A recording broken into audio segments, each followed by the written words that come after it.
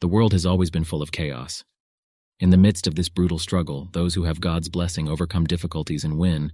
They are called heroes. Defeated and disappeared enemies remain only notorious members of the evil organization.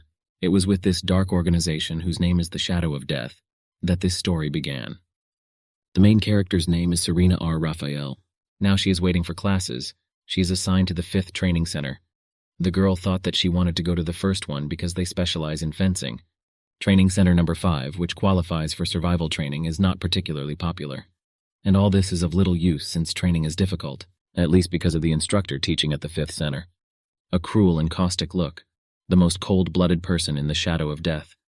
The teacher told the children that he believed they knew who he was. His name is the Ice Demon. At this moment, the teacher ordered number 23 to take a step forward. He told the girl to draw her sword and attack him. The main character understood that number 23 had average fencing skills, but she understood that for the first time, they would see the abilities of one of the teachers of the 5th center. Serena understood that no matter what this teacher was, he definitely despised them. But she thought that this was not very smart of him. At this moment, number 23 began to attack the teacher, but he knocked the sword out of his hand and the girl fell. The teacher called her an idiot and told her to tell her what her mistake was. The girl replied that she dropped me and also screamed. At this point, the teacher turned to the others and asked if anyone could give a more accurate answer. Serena raised her hand and said that the girl waved the sword and immediately gave up. The teacher asked what the reason was. Serena replied that you cannot draw your sword unless you have the intention to kill, and until someone else cuts your throat, you must strive to survive to the end. The teacher said that it was not so bad, but it was still wrong. At that moment, the teacher attacked the girl. Serena defended herself. Then she pierced the teacher's shoulder, and he asked her now clearly. He held the sword near her neck and told her to explain it, and if she couldn't. Serena replied that she left him alive, wounding only the bone. But the teacher said that this was wrong. He said that the shadow strike they learned was a fencing technique that could kill with one blow. He said that therefore it cannot be prolonged or protected with it. Serena asked if it was just a blow. The teacher said that this is true. He said that the mistake is their technique, which they will soon eradicate. The teacher told the girl that if she does not have the utmost confidence, then she should not open up. He said that if she couldn't kill, she wouldn't be allowed to live. Serena said she would take note of this. That day, she clearly realized the skills of the 5th center instructor. Later, the teacher told the children that after running 20 laps, they should shadow kick 18 times. 100 repetitions. He said that they didn't even dream of relaxing until they finished. At this moment, the teacher turned to Serena and number 23. He said that for them, there were 10 circles of 50 repetitions each. He told him not to hear any complaints. The guys continued to run around the sports center, swinging the sword hundreds of times. Serena thought it was too harsh for training, so she's pretty sure there might be some resentment soon. However, the teacher just stands and observes without interfering in the end, and his frightening, cold-blooded eyes full of discontent. Serena understood that she had wounded his shoulder, but he was standing and did not show any pain. She didn't understand who he was. Serena understood that she shouldn't underestimate him, which is why she lost. But for the sake of the revival of the Raphael family, she managed to unravel the fatal blow. That's how Serena's disappointment in the 5th training center suddenly disappeared completely. She thought that she would make even more efforts in the future. The teacher stood and thought that this was very unpleasant. The main character has severely injured his shoulder and it hurts like hell. He thought he might go crazy. The man understood that now he was a basic third-rate bandit. But in the old days, everything was much better. He thought that this little fry would find out who they had gotten to. But the teacher thought that because Serena plunged the sword into her shoulder, she was definitely an unusual girl. Blonde-haired and with hope in her eyes, the man thought that she must be a hero. But he didn't understand why a specialist hero would go to an evil organization. But at that moment, the teacher noticed how Serena looked at him. He wondered why she was looking at him. At that moment, she smiled, which angered the man. He was angry because he was writhing from the wound left by the girl. He didn't understand if she had the impudence to grin while running. He thought that this arrogant person would definitely become a pain in the ass. He was sure that she would ruin his peaceful life as a third-rate villain. The man looked at her and hoped that she would give up. He thought what she would get from him, but Serena thought that in future she would study even harder. The main character of this story is Cain Ronald. To earn a living, he has to serve as a junior instructor in the Shadow of Death. Now he is a third-rate villain. Serena swung her sword until she was exhausted. She understood that she no longer had any strength to continue. However, she understood what would happen if she gave up. Serena looked at the teacher and thought that her arms were already falling off, and this instructor was playing the fool while she was writhing here. The instructor stood with a calm expression on his face, but he was in great pain. He wanted to quickly go to the first aid station and then eat. He didn't pick it up when the girl was finished. The man's cold gaze forced Serena to continue her lessons. She decided to just do it. Well, at that moment, Serena dropped her sword and fell to the ground. The instructor put the girl on his shoulders and told the rest of the guys to go back to their place. Later, he brought the girl into the room and threw her on the bed. He didn't understand why his friend had so many problems because of some girl. He thought that he was very stuffy and hot and thought that maybe he could take a break. He thought that Serena would pay for laughing at him. First, the man decided to remove her sword. At a minimum, disarm and then see what to do next. The man didn't understand why Serena needed so much. He wondered what if she really was a spy. And the emblem on the girl's ring is the coat of arms of the famous Raphael family of fencers. At that moment, the man got scared. He understood that if she was a spy, it would be very bad. After all, she is his intern, so he will cover the first day. They will cut his already pitiful salary, or even fire him if they find out. The man thought that he was seriously in trouble. He thought that he should bury this girl and be done with it. After all, accidents during training often occur in such places. The man understood that if he wanted to kill her, he needed to do it quickly and confidently. He knew that for such heroes, crises are only a stepping stone to becoming stronger. He knew that in order to pull it off successfully, he had to think through the plan carefully. In the past, Serena asked her father how he was feeling. The father said that he was holding on and with all his might. Well, even with such difficulty, they could not solve this. He asked his daughter how about finding a doctor. Serena said that she would try to come up with something. A secret organization of warriors without a leader, free knights. Raphael is the genius who founded the stone sword, one of the 3 great styles of fencing.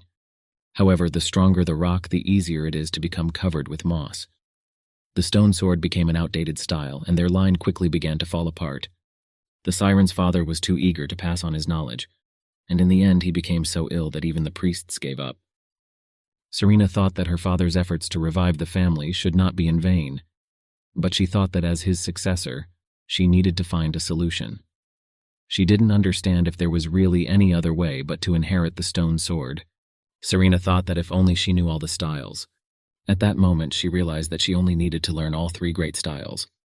She thought that even if the fire of war could not be mastered due to the intermittent impulse, the impact of the shadow of death was quite possible. At that moment, Serena saw her father and ran to him. She asked how he was feeling. She asked he didn't tense up. Serena told her father that she had a good idea. Serena told her father to listen to her. She said that there are great fencing styles except for the stone ball. At that moment, her father interrupted her and said that the future of the Raphael family now depended on her. He told her to remember this. At that moment, the girl woke up and realized that it was just a bad dream. At that moment, she remembered that she was at training and did not understand where she was now. At that moment, Cain turned to the girl and asked if she was from the Raphael family. Serena didn't understand why the man had her ring. At that moment, Cain threw shurikens at the girl. Serena thought that she had been discovered and needed to run away. But at that moment, she wondered why she was in the man's room, and not in the torture chamber. She didn't understand what was happening at all. Cain told the girl that her family had fallen, and a descendant who was a swordmaster had come here. He asked why there was not even pride left in the rusty stone sword. Serena understood that it would be stupid if she reacted in any way to such a provocation. At that moment, Serena grabbed the shuriken and wanted to throw his man. Cain asked if she didn't have the courage to remove the rust from the stone ball. After looking at the girl's girl, Cain realized that she was caught. Cain told the girl that she knew that fencers mentioned 3 styles. First style, Raphael's stone sword. Second, shadow strike of the shadow of death. The man used the fire style and said that finally the third one is this. But at that moment his shoulder hurt very much, but he thought that he needed to gain a face.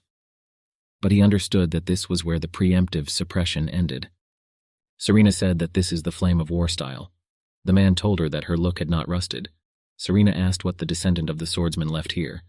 The man began to hide the sword and said that it was probably the same as the heir to the swordsman. He said that apparently they were destined to meet. Serena thought that it seemed that Cain understood that she, a descendant of the fallen line of blade masters, had come here in order to try to revive the Raphael family. But she didn't understand why the man decided to reveal his secret. But Cain hoped that the girl would mistake him for the heir.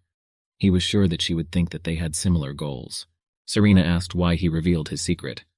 I thought that I needed to trick the girl around my finger and then get rid of her. He said that he was studying a fusion style that combined flame and shadow strike. He said that he wanted to share his knowledge with her. The man said that this style needs improvement because you never know what side effects may appear. He said that it is impossible to teach merging to those who are not initially talented. Serena understood that Cain's words made sense. After all, an unfinished style puts a lot of stress on the body. But she asked if the man really wanted to say that he was going to experiment on her. Cain said that's true. He said that Serena should be ready to put her life on the line. He thought that this is how the story of how he killed the girl in wild style would begin. He told the girl to think that with his help she could improve the stone sword in order to continue her family. Cain said that for the sake of common goals they would improve the fusion style together, and asked the girl what she thought about it. Serena asked suspiciously if he was secretly accepting her as a student. The man said that this is true. Serena didn't understand whether she should trust the man, but she understood that what he showed was clearly the flames of war. She thought that if she could combine it with the stone sword with its shadow strike. At that moment she agreed. Cain was very happy. He said it was a good decision. He thought that now the girl was a walking dead man. The next day, Cain told Serena that a strong lower body is important for a warrior. He gave the girl weights and told her to wear it while training from now on. Serena asked if it was dangerous to do such loads during the training period. She thought that she would die with such severity. But Cain handed the girl something and told her to take velvet tree root 3 times a day to alleviate the consequences and to put a plaster on the calluses. Serena reluctantly agreed and took what she was given. She thought that this was the path she would have to go to. Cain thought she was a fool because the tincture was fake. He would only be glad if she died as soon as possible. 10 days later, Serena collapsed from exhaustion. Cain thought she was finally dead. He thought it was just a matter of time. Another 10 days later, Cain hoped that the girl would finally die. Another 10 days later, Cain did not understand when his plan would come true. He was absolutely shocked. Cain didn't understand what was wrong with the siren. He understood that she was only getting stronger. At that moment, Serena approached the man and asked what he was thinking about. Cain said nothing, but he understood that this would not work and he would have to think of another way to get rid of the girl.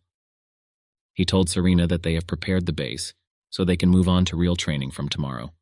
He said that that was all, and the girl could go. Serena didn't understand why Cain was so rude to her, but Cain didn't understand how she managed to last 30 days with such physical activity. He didn't understand what to come up with. At that moment, someone entered the room and Cain thought it was Serena. He asked if she had forgotten something, but another instructor came in and asked if Cain was waiting for someone else. He said that who knows? This instructor said that everyone knows that Cain spends a lot of time with number 7, but Cain said that he was just giving her training tips and nothing more. Another instructor was surprised and asked if he really fell in love with this trainee. But Cain spat out the coffee he had just drunk on the man. He asked if the man had fallen from the oak tree. He asked how such a thing could come to his mind. Cain understood that he was trying to figure out how to get rid of her as quickly as possible. The man asked Cain why he was so nervous, but he said that he didn't care and he would go. Cain thought that let the man go, but as the instructor was leaving, he grabbed some document that was lying in a stack of others. Overtime. Cain told Serena that each fencing style has its own method, which involves a special one-hit attack.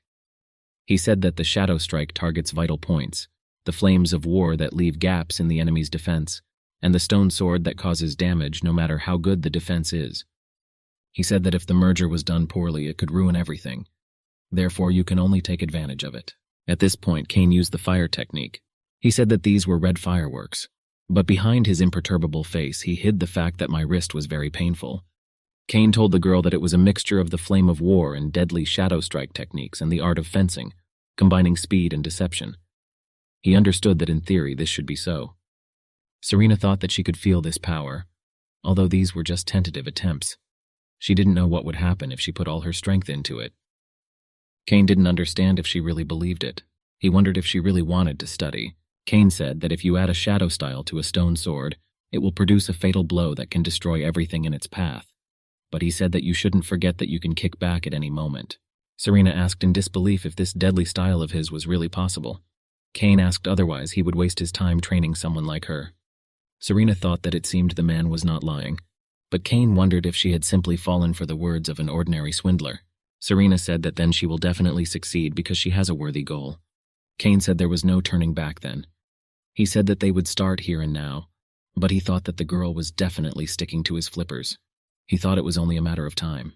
After 1 year, Serena asked Cain if training was really over. But Cain was angry. After all, he drove her so that 3 streams poured under her, and instead of dying, she only became stronger. Now the man has a sick fantasy, and he sees the girl as huge. He said that if she wanted to become a true swordsman, she needed to do more than just physical exercises. He hoped that the girl would remain silent. But Serena asked what else was needed. But Cain said that if she is going to continue to stand on her own, it's better to leave. In fact, she really annoyed him. But the girl continued to stand, and Cain did not understand why she was staring at him. Serena apologized and said she was stupid. She asked to teach her everything else. Cain agreed. From that moment until now, 10 days have passed since Serena began studying various subjects under the guidance of the 5th instructor. Philosophy, physics, history, and even magic. Serena thought that Cain's knowledge was greater than that of any scientist. But she didn't understand how to understand it. She didn't understand whether he seriously managed to fall asleep at the table. Serena then left the man's room. But at that moment, instructor number 3 stopped her and told her to look at him. Serena asked what was the matter. Instructor number 3 said that he heard from instructor 4 that she and instructor 5 had become quite close. Serena said that it was natural because she was in the 5th center. But the man approached the girl and told her not to pretend to be a fool. He asked if she didn't understand what he was talking about. He said that he knew from the very beginning who she was and called her a spy. He told her to post everything about her fencing. Serena replied that she couldn't. She said that if he left her alone, he would remain safe. But the 3rd instructor said that she was very impudent. She said that even though she is from the Raphael family, how can she, as a trainee, threaten the instructor? He said that they would see if she would be so impudent in the torture chamber. Then the battle began. But Serena cut the man's chest and blood gushed out. The 3rd instructor fell unconscious. Serena didn't understand how this happened because she only wanted to scare him. She is well versed in intelligence, so she did not think that she would be so strong. At that moment she realized that if the 3rd instructor knew everything and asked directly, it meant that everyone else knew too. She thought that before other teachers burst in here, she had to get out of here. But when Serena ran after her, the chase began. At that moment, Cain woke up and asked what the noise had started. That's when the girl number 23 burst into his room. Cain asked what all the fuss was about. The girl said that number 7 knocked out the 3rd instructor and ran away. On the way, the girl told Cain that the 3rd instructor asked about Serena. She said it happened during an investigation into espionage charges. Cain realized that the other instructor had guessed about her mission, and wondered how long ago. He realized that if number 7 was suspected, he too could fall under the hot hand. Cain asked the girl in which direction number 7 was running.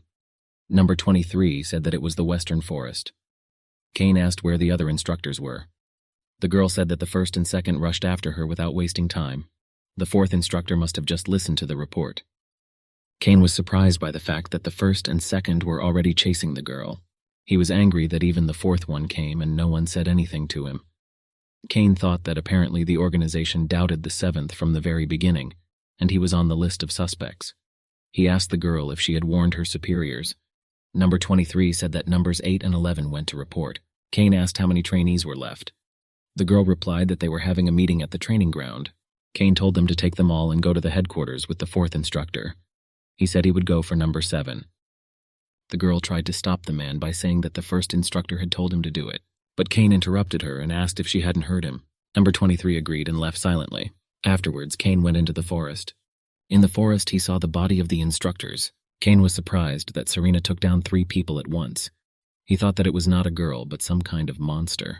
It was at this moment that he noticed traces of blood. Cain understood that she was in that direction. Well, when he came in the direction, he saw even more bodies. At that moment, he met Serena all smeared with blood. Serena began to take out her sword and said that she knew that Cain would come, although she really hoped not to meet him. Cain asked how else, but he was scared because the girl began to pull out her sword. Serena said that she had to repay the enemy's favor. At this point, she began to approach Cain. But when they attacked each other, Cain hit the 2nd instructor right in the chest. Serena was surprised. She did not understand when the 2nd instructor managed to appear. But she thought that something completely different was important now. She asked how it was.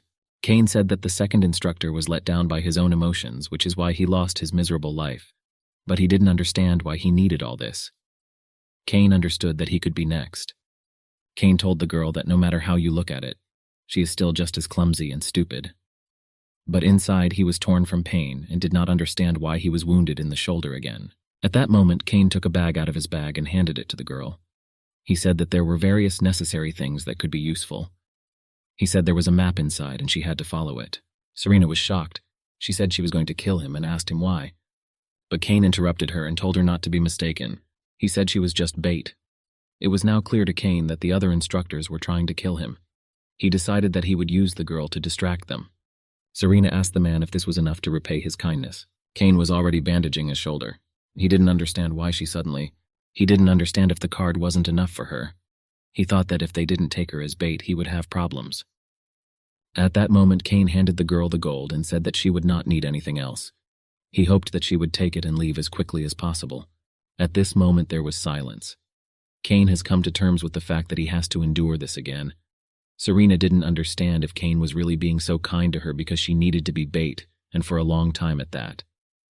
Cain told the girl to come now because there is no more time. Serena finally told the man that someday let him have a real receiver. Cain exhaled. He did not understand where he would find the same idiot, ready to almost sacrifice his life during training. Serena turned around in confusion, thinking that the man smiled. After some time, all the instructors gathered on the edge of the cliff. The first instructor said that she had finally chosen the successor of the organization. Cain said that everything was as she had planned.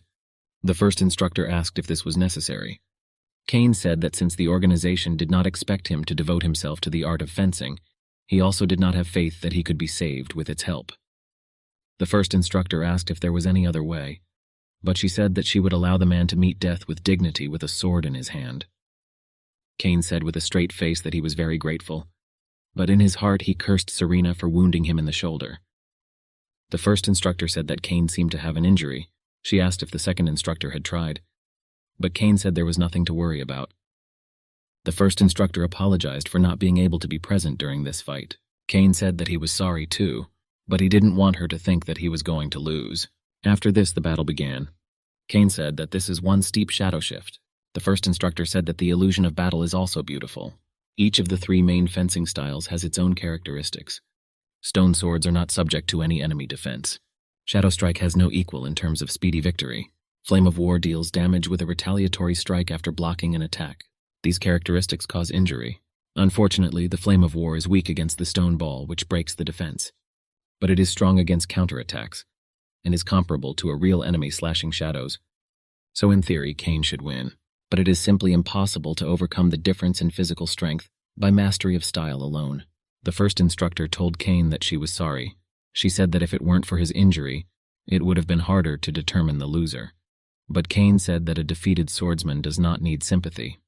However, he said that a girl like that wouldn't just leave. He didn't understand where this damn bait was.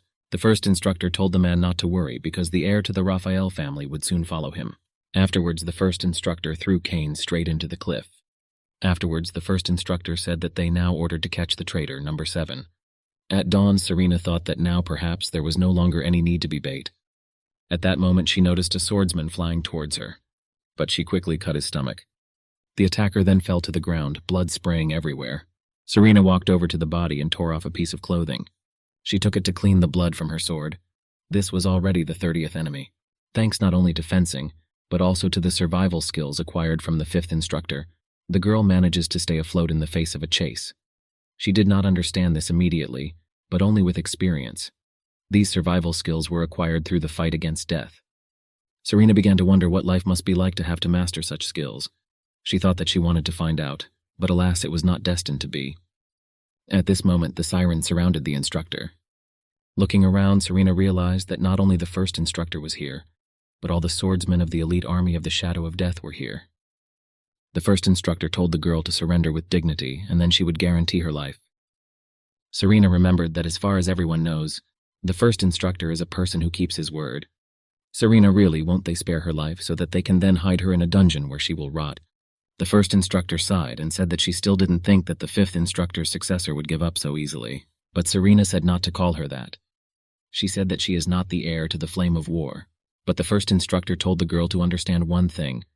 She said that Serena was the last one trained by that traitor. She said that it would be difficult for a dead man to take on anyone else as his disciple. The first instructor said that, like the girl, the 5th instructor joined the organization for the sake of the art of fencing. She said that he wanted their knowledge, and they craved his skills. She said that once the experience is transferred, the value in use disappears. She said that because he demonstrated his sword skill, he set fire to his hair for the sake of the girl. The first instructor said that if it weren't for her, his death would not have been so quick. Serena asked if they really killed him. The first instructor confirmed this. She said that he died in a fair fight with a sword in his hand, but Serena said that he couldn't lose to her. But the first instructor said that if it weren't for the shoulder injury, perhaps everything would have ended differently. Serena thought that if it weren't for her, everything would have ended differently. The first instructor said that the man died and the girl should prepare for the same. But Serena instantly approached her and cut her neck. Serena began cutting down the warriors one by one. She thought it was always like this. I chase skills and knowledge, but she too easily loses those who are dear to her. Serena understood that the last recipient of the sword remained. She thought that it was her destiny that we would be born as a first-class swordsman, and she decided to destroy everyone. At this moment, somewhere in the forest, Cain stood up and thought this was really exciting, but at that moment he fell to his knees and began spitting blood. He felt very dizzy, but the man guessed the fact that everything went according to his plan. When he fell, he used a parachute to survive. Cain understood that after what happened, he managed to escape. All that's left is to survive. He thought that it wasn't so bad for him alone. He didn't care about the attitude of the rest of the world towards him, even if he choked on it. But Cain thought it was a good idea to work for the organization. The only thing he regrets is, he didn't understand where he would go now, because nowadays it's difficult to find something worthwhile. He decided that tomorrow he would start everything from scratch, as a real third-rate villain. Serena came to the cliff from where Cain was thrown and saw his sword. She took him and sent him to heaven, saying that she wanted to assure him that she would repay the teacher for his service by ensuring that he would survive. She began to shout that she swears by her sword. She said that until she loses all her blood and pride, she will be able to retain knowledge. In the future, the hero's oath to become a swordsman thundered throughout the world. This is the story that only the two of them know.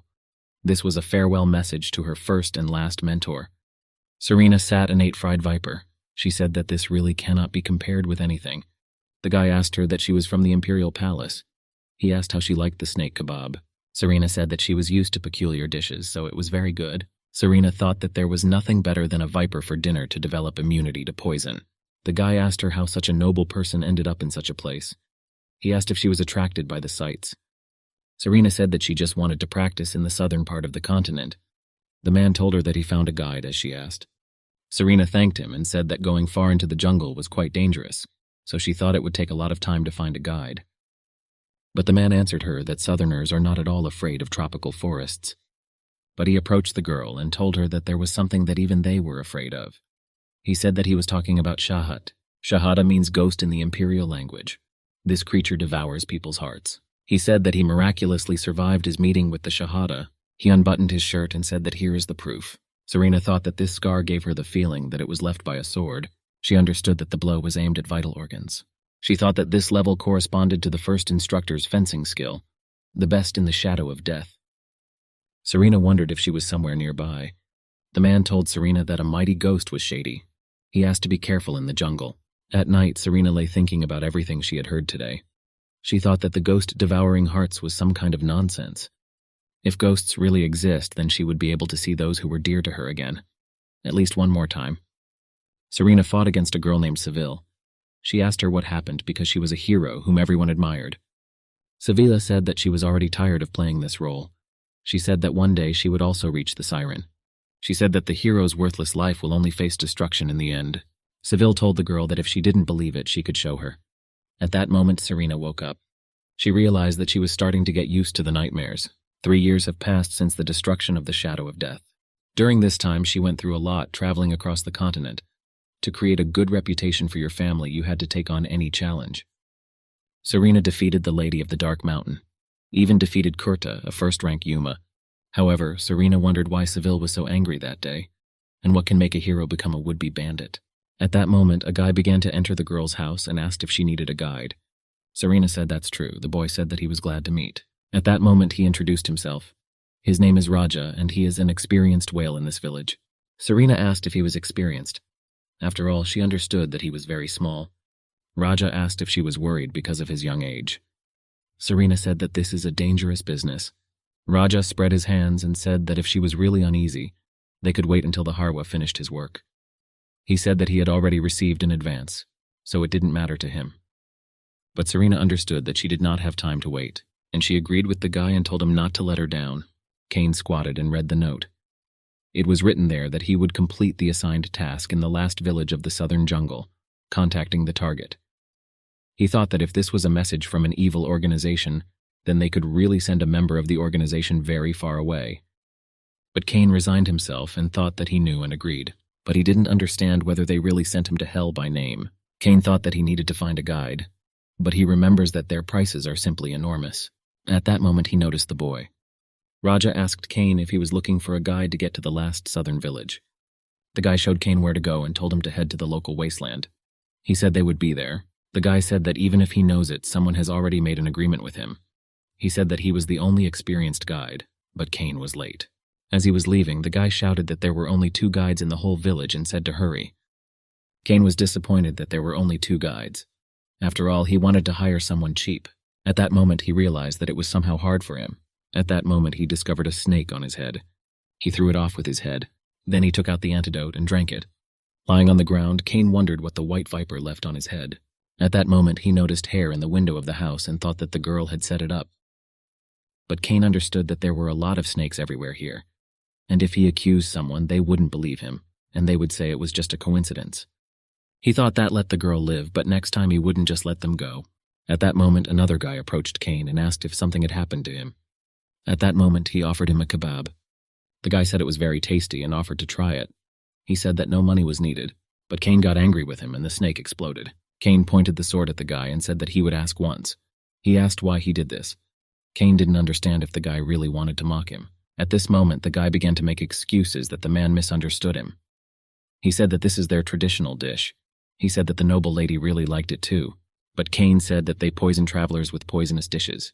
He asked what if there was no antidote at hand. Cain said that maybe the guy wanted to knock him out and steal all the money, or take him deep into the jungle to die there. He asked whether they considered receiving guests like this. Cain said that if so, then why would he let the guy live? At that moment, the guy fell to his knees and said that he was asking for forgiveness. He said he made a mistake. Cain said that you have to pay for mistakes. He asked the guy if he knew how to get to the last village in the south. The guy was happy and said that everything was exactly like that. Cain told him that he had just become his guide. The guy got scared and said that he was a newbie and suggested not to go there. Cain said that he met a boy who was called a guide. He said that according to him, there are only 2 people in the village who know the way. Cain said that he is the first. The guy comes out second. Cain told him that he could carry out his punishment. The guy agreed, and Cain told him to get ready. He was glad that he managed to save money. Cain thought that even in a hopeless situation, he managed to get a guide for free.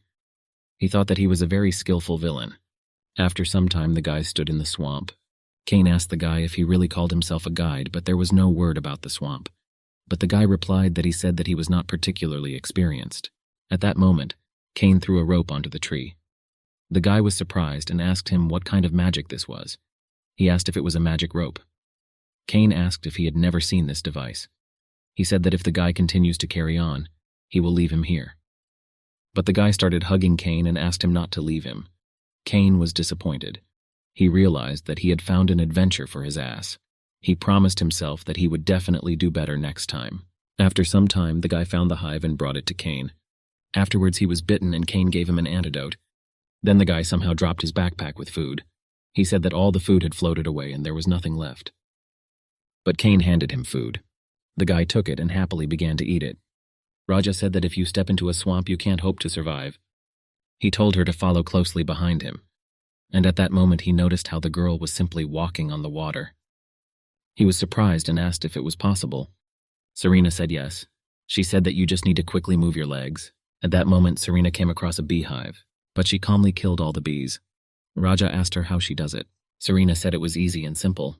She said that if you practice on squeaks, then insects become a mere trifle. Raja stood surprised and said that he was glad. After that, vipers, jaguar, and every single one of the swamp creatures was killed. Raja asked the girl if she was even human. Serena said sure. She asked what kind of question this was. Raja asked if he was imagining all this. He said otherwise. The only other explanation would be that the girl is a genetically modified person. But Serena said it was her training.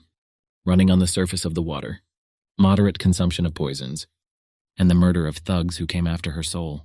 Serena said that even with all her preparation, the southern jungle is not as easy for her as she would like. She told the guys that they were moving on. Then they came to the second village. Serena told the guy that they call them conveniently. She said that the first one was caught first, and this is the second one. Raja said that it is so. He said that houses are constantly falling down and people are moving from place to place, so they decided to keep things simple and just number them.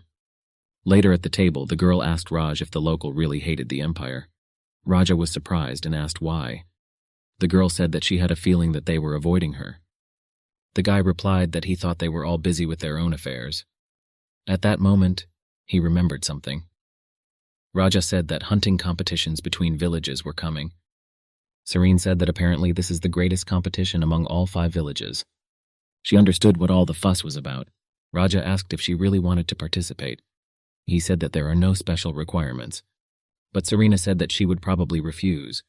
She thought that her only goal was to restore the family's reputation and create a combined technology. She thought that she did not have time to hunt. And she thought that competition in a remote village clearly would not help this.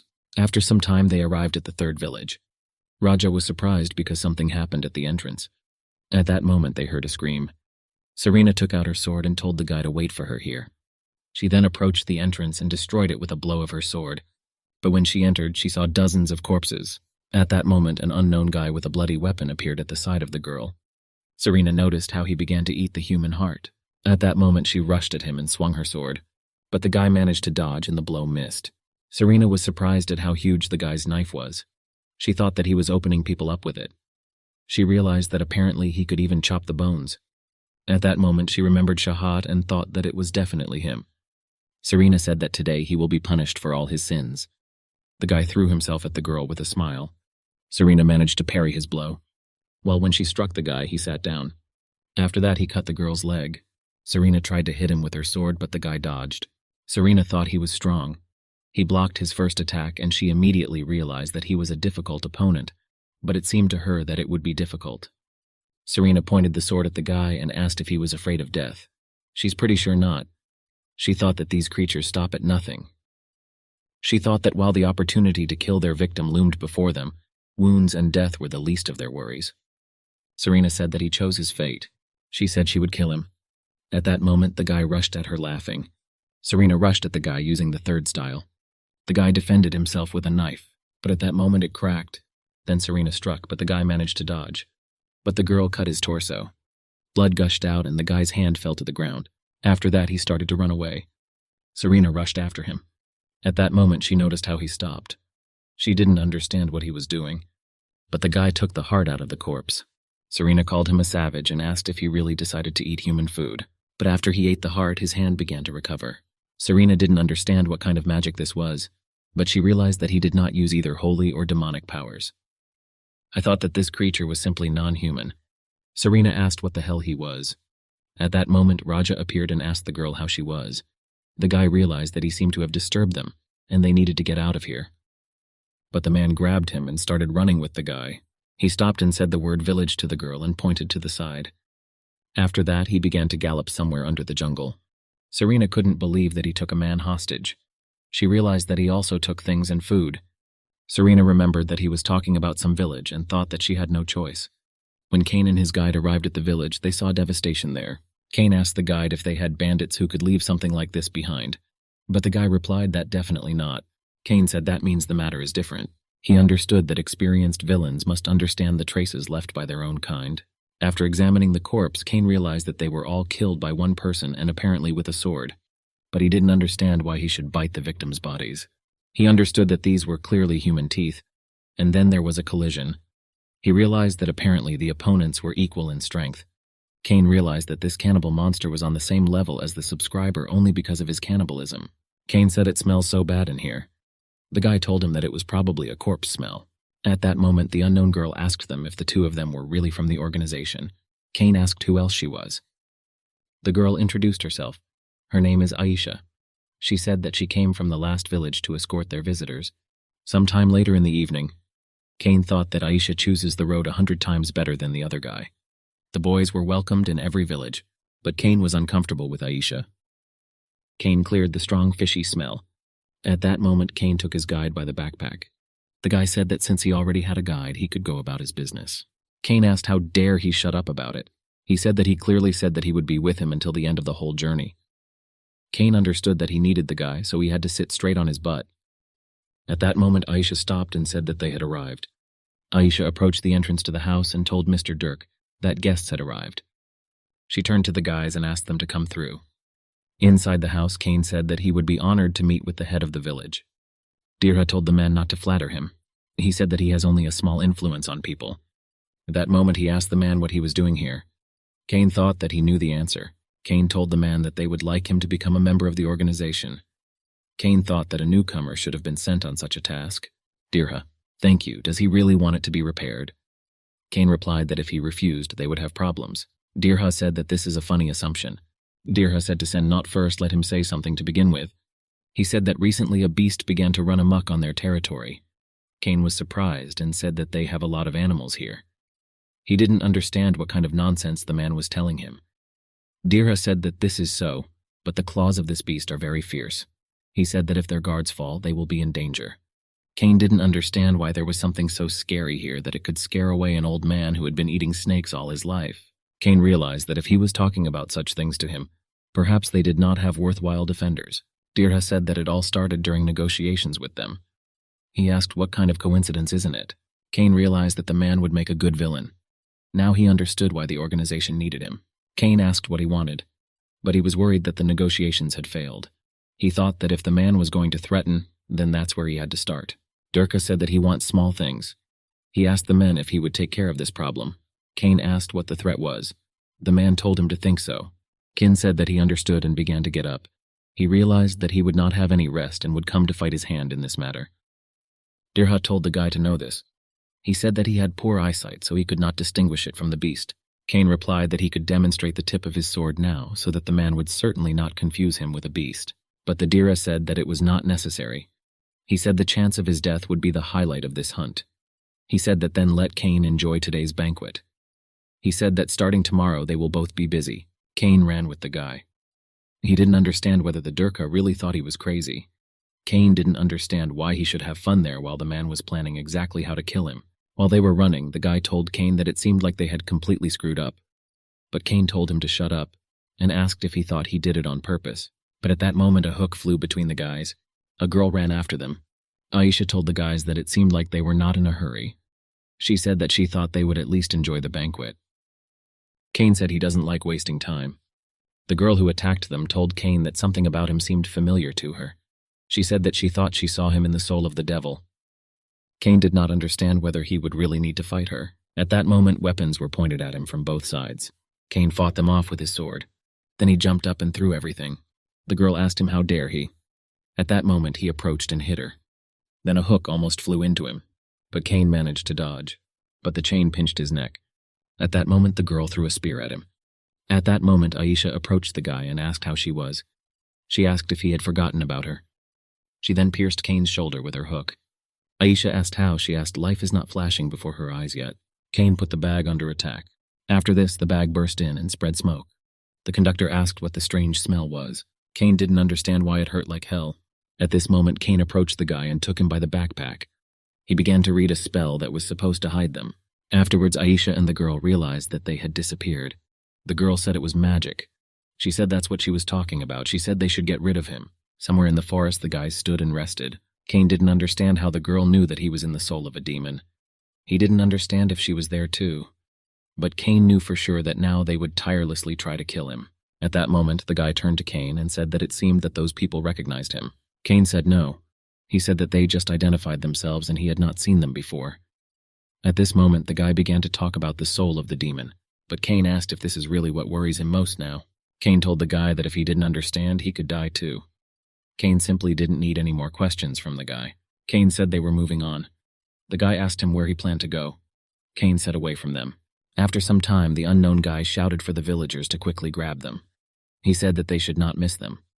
Cain and the guy watched this. Cain realized that they had raised the whole village's ears. After counting, he realized that there were about 100 of them. Cain told the guy that they were just crazy. At that moment, he threw something, realizing that escape was becoming less and less feasible. A nest of insects flew under the residents' feet. Cain and his partner ran past the villagers. Residents discussed that these golden beetles ate all the wood. One of the guys said that there was nothing left to save. He suggested that we deal with one matter and think about it later. At this moment, Aisha said that she felt very strange and wanted to sleep. Well, the other girl said that she was canceling sleep. She told no one to sleep. Aisha said that it didn't look like she had insomnia and asked why she was getting sleepy. She said that she should make her red fruit tea to calm her down. At that moment, the girl said that she would make the guy go through the hell that they went through. The next morning, residents were still looking for the guys. Cain asked her if she was tired yet. At that moment, he took out a torch and said that we just need to make them sweat. The guide thought Cain was a very scary person. Cain started the fire. People were chasing Serena. Serena shouted that she was not their enemy. Serena knew it wouldn't be hard to escape. But over the past few days, she realized that the southern jungle was simply merciless. Each of the villages must allocate a certain number of people as relationships. People cannot leave the village. Roughly speaking, villages are farms for cannibals. But she didn't understand why people generally obeyed them. Serena thought this was too much. But she understood that she could not give up now. She thought that there should be no room for doubt in her soul. At that moment, Serena heard people shouting for water. She thought they were trying to lure her out. But at that moment, she noticed that everyone was running towards the fire. She didn't know who arranged it, but she was very grateful to him. Afterwards, Serena walked around the village looking for Raj. Then she found him in one of the buildings. She ran up to him and asked how he was feeling. But at that moment, a monster jumped on top of her. Serena managed to defend herself from the blow. But then the rest of the residents came out with weapons. Serena realized that they were waiting for everyone to leave to ambush her. Then the battle began. Serena then used the sixth technique. The monster managed to evade there, but one of the walls of the house fell down. Serena took Raj in her arms. She thought it should work. She understood that she needed to get away as far as possible. At that moment, Raja swung a knife at the girl. He lightly cut her neck. Raja said it was a waste of time. After that, he jumped onto the roof of the house and told the girl that she was truly amazing. He said that now he understands why she is called the Divine Knight. At that moment, the guy said that he should probably introduce himself again. He is Raja, the leader of the first village. A little while later, Serena woke up and thought that she had slept for about 10 minutes. About a week had passed since the cannibal ghosts and villagers began the chase. Serena thought that someone helped her. The fire created distracted the attention of the villagers. He also scattered it around the Shukov so that they would eat everything around and use a first-class sleeping pill called a dead loop. This knocked out the cannibals for a while, but Serena didn't understand who could have done this. She didn't understand who could have thought of such a thing and, more importantly, why he decided to help her. She thought that if she was lucky, they would collide again. Serena decided that it was necessary to speed things up because these games of hide and seek were dragging on. She decided it was time to put an end to this. Raja told the girl not to make him laugh. He said that it is not she who finishes everything. On the contrary, it is their hunt that is over. He said he didn't think they'd have to hunt for a whole week. Serena asked if he was angry. She said that she killed one of his comrades. But the guy said that they died because they were weaker than her. Serena asked, "Does this mean the weak are supposed to die?" But Raja said that this is simply a fact. Serena told the guy to then allow her to show the real tyranny of the strong. At that moment, another girl attacked her and said, "Don't make fun of her." But Serena parried the blow. Then Raja rushed at her. Afterwards, the girl was thrown against a tree. Then another girl wounded Serena in the leg. But Serena cut her spear. Cain and the guy set up a tent and lit a fire. The guy asked Cain that loop flowers calm you down and red fruit tea is a stimulant, right? Cain said that this is so they should not be confused. The guy asked him where they were going. Cain said that to the 5th village. The guy was surprised and asked if he was heading to the Dera again. But Cain said there was no other choice. He said that it was necessary to bring the negotiations to fruition. He said it would be great if the guy became bait for cannibals. The guy got scared and asked why. Cain asked who he thought was better suited to play the victim. He said that it wasn't him after all. Cain said that up to this point he had done all the work. The guy was scared because Cain really sent him alone. Then he entered the head's house. Dera told the guy that something had happened with the guest. They had been missing for a long time. Dera said that he understands that the guest is to blame for everything. He said he probably carried it back and forth. The guy replied that this was not so and he almost lost his life defending him. But at that moment he stopped and shut himself up. Dera said that's how it was and told the guy that then he was exempt from hunting for now. Durka said that everything that happened did not matter. He told the guy not to be afraid and told where the intruder was. At that moment, Cain entered the house and asked if they were looking for him. After that, he ran away somewhere. The head of the village and the guy chased after him. The leader asked Cain how long he planned to fool him. Cain said that it seems they misunderstood. He said he just wanted to catch the beast. Dera said that it was a pity that he was not patient and that Cain was useless. He said he thought it was time to skin him. Cain said that it will be as he wants. But first he will do something. After this, the wall on which Cain was sitting collapsed and water gushed out. Cain said that they would have to hunt for him. Dera jumped on the house. That apparently the guy wanted to play catch-up. Cain wanted to wash away the chapter along with the village, but it didn't work out. Cain thought that maybe he should have tried to threaten because suddenly the old man would give up. He became interested because he looked like a person who could turn threats into reality. At this moment, Dera used a wind spell and directed it at Cain. Cain jumped another house. He understood that if he had not evaded, there would have been no living place left of him. After the deer, she started jumping towards him. Cain wanted to take a break. But the old man attacked and the guy defended himself. Dera told the man that it seemed like he was in the soul of the devil. He said that the bird whispered it to him. Serena killed one girl. Then a cannibal attacked her and hit her in the stomach with his knee. Raja climbed the tree. Afterwards, he threw knives at the siren. But the girl caught them and used fire on them. Then she sent them back. Raja jumped down from the tree. But suddenly, the cannibal protected him from the fire that was heading towards him. The guys were killed by fire and only Raja remained. But Serena struck the guy several times in a row, and then she kicked him. Afterwards, she stood over him. Serena said that he is similar, he is weaker than her. Raja said it looks like it. Raja said that it's fun. People call them monsters, although this word is more suitable for a girl. Serena said that she was a human, but the guy told her that she was a monster. He said that what she had just demonstrated was simply not something a person could do. Serena said that she had only one question for the guy. She asked what they did with the person who helped her. Raja told the girl to go to the 5th village because he was waiting for her there. Raja said that as he thought, the girl would not save his life. Serena told him that he thought correctly. Raja said that he still had fun and thanked the girl, but then she killed him. Serena was heading to the 5th village. The battle was still ongoing in the 5th village. Dera used a spell to strengthen him. This all really infuriated Cain. At that moment, he began to run away. But while he was jumping, he twisted his leg. After the dirk, we didn't hit Cain. Cain barely managed to dodge the blow, but he flew into the house where he hit hard. Dera continued to walk towards the man. At this moment, Quetzalcoatl began to cast a spell to hide. Then he walked past the old man. But the Dera began to read a spell, directing it towards Cain. But Cain said that when fire meets wind, it only gets stronger. Then everything around caught fire. Cain jumped on the old man.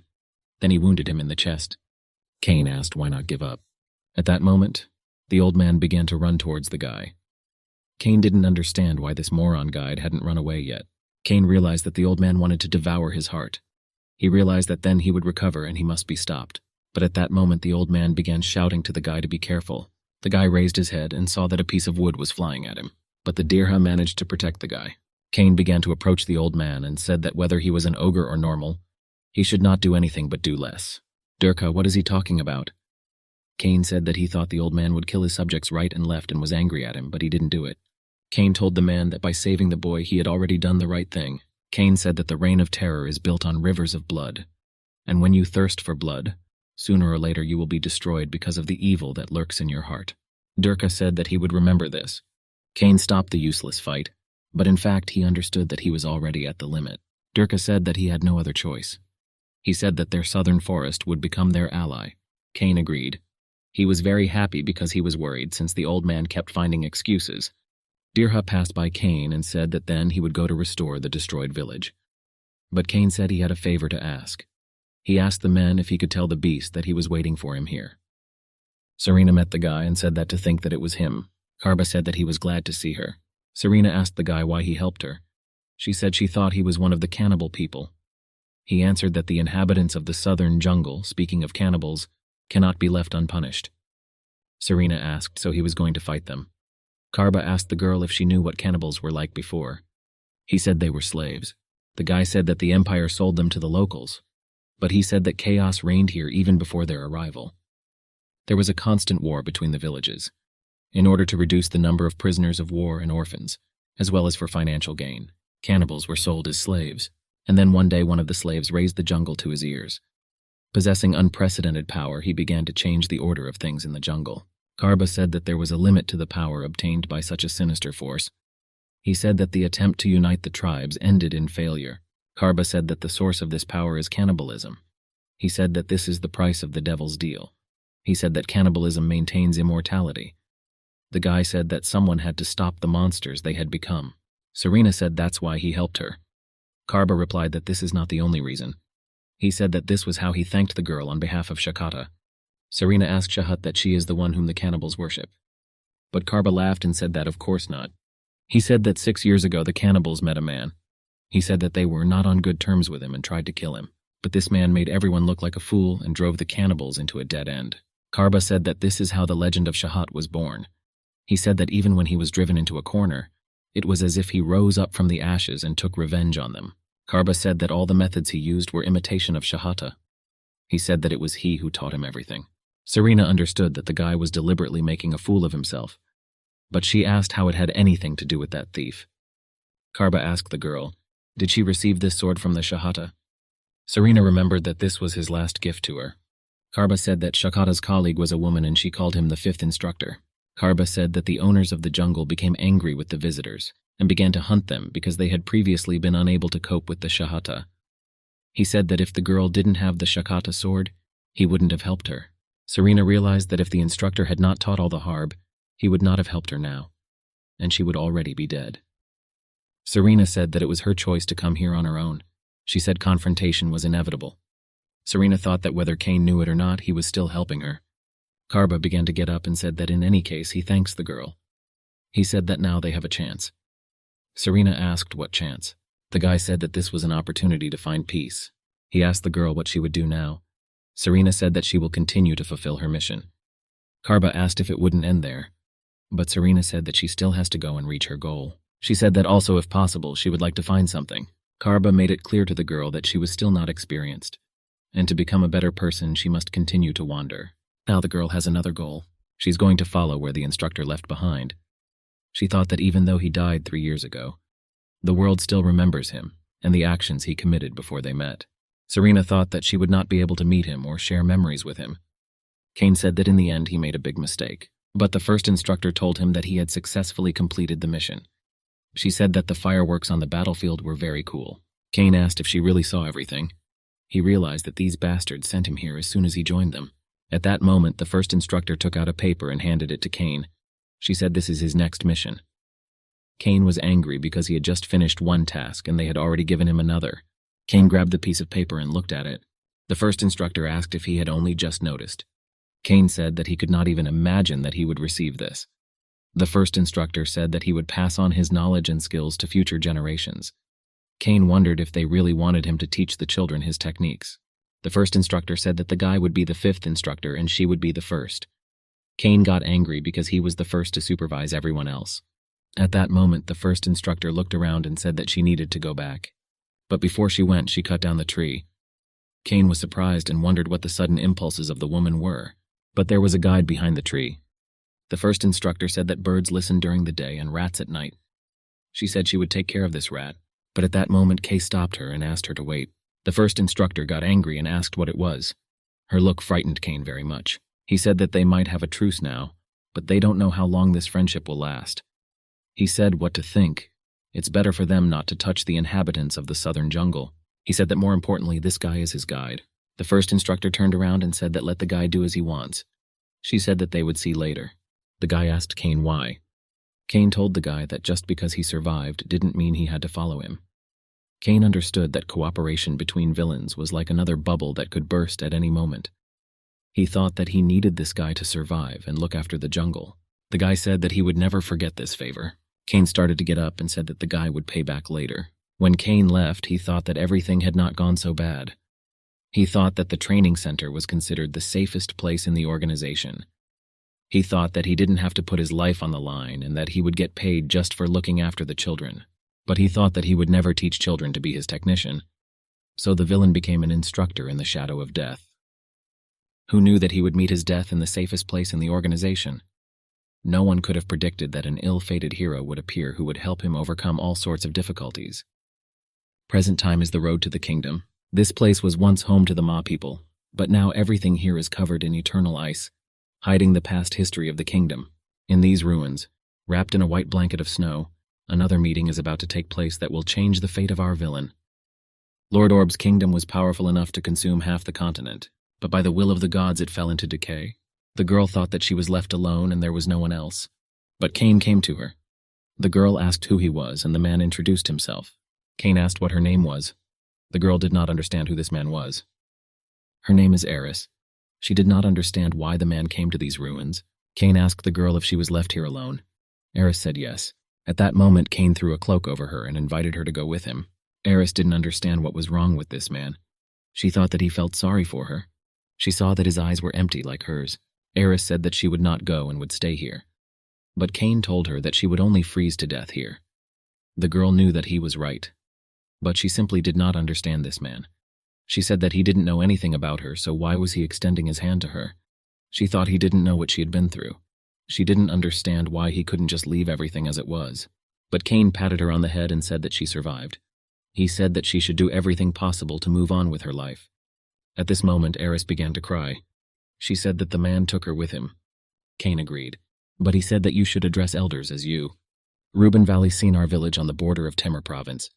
Homeowner Ben said he was glad he could sell the abandoned house for a pittance, but he didn't think it was a suitable place for his daughter to live. But Cain said everything would be okay. He didn't understand with what other daughter. After all, he took this child with him for one purpose: she would be his maid. Cain approached the house and said that he would like to get some idea tools to repair everything. Ben asked if it wouldn't be easier to just call a carpenter. Cain was angry. He didn't understand whether Ben himself would pay him. He said that for now he could cope on his own. Cain then set about fixing the house. Ben was surprised and asked Aris if his father was a carpenter. Ben told the girl that he thought it would take some time. He asked if she could stay at the tavern for now, but Aris said it's not worth it. She thought there was no reason to go there, and especially while she wants to watch this man. Ben told the girl that he then left. He said that he does not like to leave his workplace unattended. At night, Cain stopped and said that he needed to rest a little. At that moment, he noticed how Aris was simply sleeping, leaning against a tree. Cain didn't understand how she could sleep when her adult was working so hard. He thought that he should have left her there. Then in the castle, Cain thought that he had come all this way to earn money for his old age. Well, he's already retired, but he only has the same amount of money as a beggar. But in the castle, it's not just wealth. You can't even find food or lodging for the night. Cain thought that these were some ruins and not a former kingdom. He wondered if someone had already cleaned everything out. At that moment, Cain found the girl and was disappointed that it was not treasure. Cain introduced himself to the girl. He wondered if she was an orphan. He asked if she was really left here alone. Aris said yes. Cain was disappointed and assumed that there really wasn't anything left here. Cain thought that there was nothing to rob here, and he had not saved enough for his old age. At that moment, he invited the girl to go with him. He thought that it would be nice to have at least a maid who would give him a glass of water in his old age. Cain threw his cloak at the girl out of anger. He said that he was going to share it with her, but apparently it was better to eat everything himself. But Cain noticed that his sandwiches were missing somewhere. At that moment, he noticed a small fox who stole his food. Cain asked how dare she steal his food. Cain then started chasing the fox. Afterwards, Cain caught the fox and said that he made the old man run over the bumps and asked if he was ready for a quick death. The little fox began to flounder in the man's hands and dropped his lunch. But at that moment, another animal grabbed the sandwich. It was a wolf. Cain was very scared. He didn't understand why the wolf was so huge. Then he threw the fox straight at the wolf. Cain decided it was time to run. At that moment, Aris woke up. She didn't understand what was happening. She hasn't slept much since Lord Orb's kingdom was destroyed. At that moment, Cain told her to wake up. He invited her to come inside. He asked if she was going to lie there for a long time. Aris. I thought that if a man walked like this for a long time, he would catch a cold. She thought that he was probably cold, but still covered her with his cloak. She said she was coming. Cain understood that as long as his immediate problem was something like how to deal with an overgrown wolf, he might not even consider that he was retiring. He thought that now it was clear why this house was so cheap. Cain thought that the price of the house would fall because of the little fox, and now this wolf. Aris thought that she would definitely repay the man. She thought that he would still be glad that he took her from there. But still, she did not understand his motive. Ben asked Aris if she was going to eat it. Aris said that she will give it to Cain when he returns. The girl did not understand what happened to the man's expression. At that moment, Aris asked Ben where they usually do their laundry here. Ben asked if she would do the laundry. Aris was surprised and asked if she couldn't. Ben said no, he just said that if she doesn't mind, he can do it. But Aris said that it was not necessary. Ben asked her to wait and told her not to go there alone. Ben was hanging up his clothes. He asked the girl if she knew that the house they came to was built by Mr. Graham when he settled in their village 30 years ago.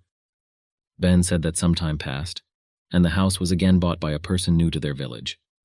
He said it was a strange coincidence. At this point, Aris turned to Ben and asked Mr. Graham. The girl didn't understand why the shirt was so fragile. Ben said that Graham is the keeper of the forest. He said that the man also traveled around the world as a hunter and adventurer. Ben said that when he was a child, he often stole his father's liquor to listen to the story of his father's adventures. Ben said that Graham didn't say anything without alcohol. He said something about what happened in the past. At this point, Ben asked the girl if these were all Cain's clothes. Aris said yes. Ben said he thought he should go look for spare clothes then. Graham greeted Cain and said he was glad to meet you. He said Cain said he needed something. Cain shook the man's hand and thought he looked somehow familiar. He said that Mr. Ben said that he could help him. Cain said he heard the man was a treasure hunter. He asked if he could buy at a low price the tools he was using then. Graham said that they don't need them anymore anyway, and he doesn't look like a bully, so he'll just give them to him. Cain thanked him. He was Cain glad that he saved money. Graham let the man into the storeroom and told him to take everything he needed from there. Cain realized that no one had come here for a long time. He saw a bow and gloves. Cain thought that it looked like this bow could still be used, and these gloves are for climbing rocks. At that moment he saw the jar and realized that it was a deadly poison. Cain did not understand why he was needed in a peaceful village. At that moment Cain noticed a tool from a fairly large organization. He realized that Graham had also said that he was a treasure hunter. At that moment Graham went and asked Cain if he had already examined it. He said that he brought a box and he could put everything in it. Cain snatched the box from the man and thanked him. He began to collect everything they would need into a box, thinking that the man really scared him. At this point, Graham asked Cain, and he didn't happen to. Cain thought that the man recognized him and asked if something was wrong, but Graham smiled and said that it looked like he had just confused him with someone else. Cain began to leave and said that then he would go and wished him a good day. When Cain was leaving, a guy ran past him. The guy ran towards Graham. When Cain returned home, he was met by Ben. He said to put his things down for him and come to him for a minute. Afterwards, Ben took Cain to the clothes that Aris was washing. Cain didn't understand why all his designer clothes turned into doormats. Ben told the man that if he wanted, he could give him his spare clothes. He said what else, Aris is in the kitchen now. Ben pulled the man and told him to just follow him. Afterwards, they went into the house and Ben said that he thought Cain should see everything for himself. Cain didn't understand what the girl was even doing here. Ben told him that he didn't have to pay for the materials, but he wouldn't mind reimbursement for the repair costs. Cain handed over the money and the bank thanked him. Afterwards, Cain thought that Aris was his enemy. He turned to her and asked if she had already finished cooking. He started to get up and said that there was nothing that could stop her from doing this. At that moment, she began to pour out a strange-colored soup. Cain tried it and was surprised. He didn't understand how soup could taste like poison. Cain asked the girl, she doesn't know how to cook. Aris said that you just need to pour flour into water and boil it. But Cain told her that he thought she should try it too. Aris didn't understand what could be wrong with her soup. But after she tried, there was silence. Cain told the girl that she also doesn't understand anything about washing. Overtime. Ben turned to Aris and asked if this was cream soup. The girl answered yes. But Ben told her that it looked like she wasn't too sure about it herself. Ben said that he was only distracted for a second. He asked when she had time. He asked if she had added something without his knowledge. But Aris told the man not to say anything stupid. Ben said that in general, he also needs to work somehow. But he said that if this continues, it's unlikely that anyone will come here.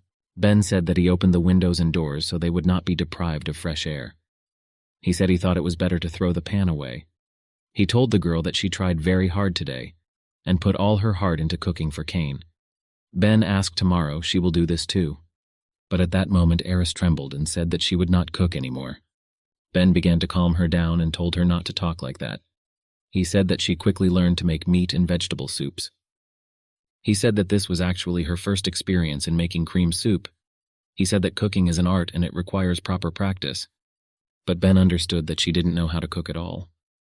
Ben told the girl that it was okay if the dish tasted a little bad. He said that the main thing is that she poured her soul into him. He said that he was sure Mr. Cain would definitely appreciate her sincerity. At that moment, a group of men entered the building. One of them would say that he should serve them beer and snacks. Ben asked to wait a minute and told the guests to sit down. He said that he would bring everything soon. Aris examined the men and thought that they were mercenaries. Ben told Aris that these people are dangerous, so she better stay here. He said he would be back soon. Aris asked if she could stay and help the man, but Ben rudely refused her. Afterwards, Ben served drinks to the guests. Aris thought he was fast. The first mercenary asked the other how long it had been since they had drunk like that. Another said that those guys weren't likely to follow them all the way here. He said that since they were here, maybe they would stay for a year or two. Another guy asked in a frustrated voice a whole year in this outback. He said that it was all because of an incident in the kingdom of Lord Orb. The first guy told the second that it was his fault too. But the second one asked what he had to do with it.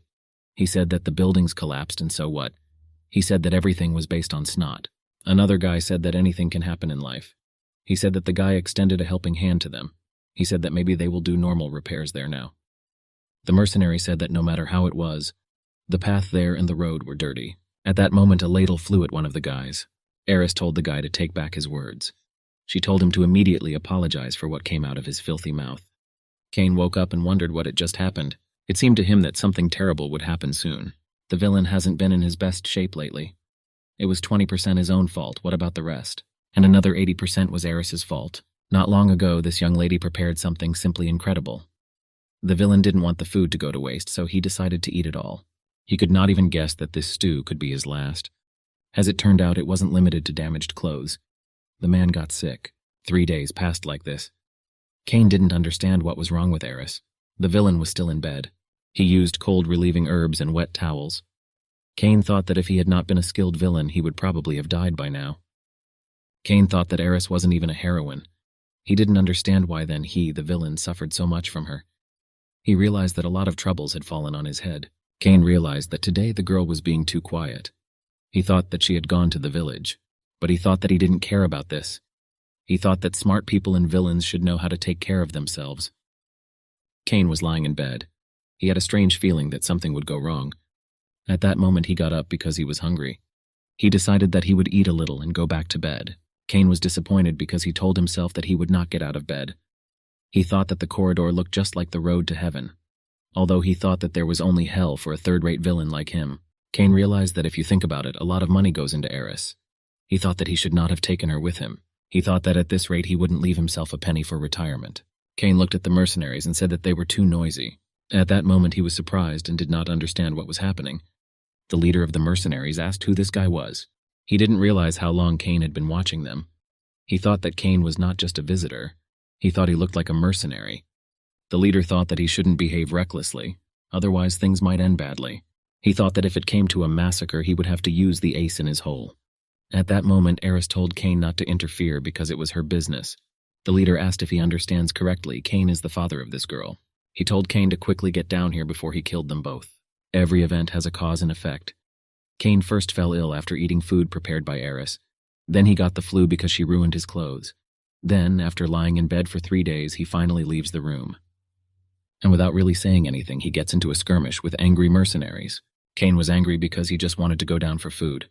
He didn't even take his sword with him. He understood that pretending to be sick would not help here. The leader asked Cain, he doesn't look like his father, so why does he fit in for her? Cain thought he was definitely dead. He thought that there was no other option and he would have to run away. He hoped that Aris would distract them, but Aris told Cain that if he wanted to intervene, it was his business. The leader said that they were, if anything, mercenaries. He asked Cain what about him. Cain replied that it was none of their business. He understood that he was, as it were, retired. The leader asked what his name was. Cain said the answer is still the same. He understood that it was impossible for them to find out who he was. The mercenaries were angry because Cain was insolent to them. They wanted to kill him and turn him into a stew, but the leader said that it was not necessary. He said he would use his ace. Cain didn't understand what kind of secret words these were. The leader told Cain that his guys were a bit impatient. He said that working with them is not easy. He said that as soon as the slightest concession is given, they begin to question his leadership. He said it's hard to be in charge. But the guy said that he did not intend to lose face. He told her not to worry and that his death would be quick. At that moment, the guy began to cry out to the demon. He then used magic and attacked Cain. Many people are afraid of magicians, but the most feared are those who possess demonic magic. Aris thought that Cain didn't even raise an eyebrow. And this is demonic magic.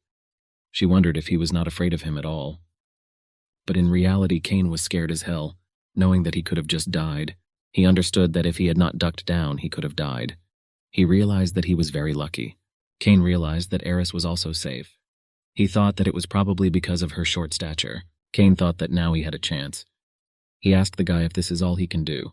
The leader asked him if he really thought that since he was lucky enough to dodge the spell, he could continue to act like an impudent person. Cain asked if the guy thought that he behaved impudently, but Cain understood that brazenly was not the right word.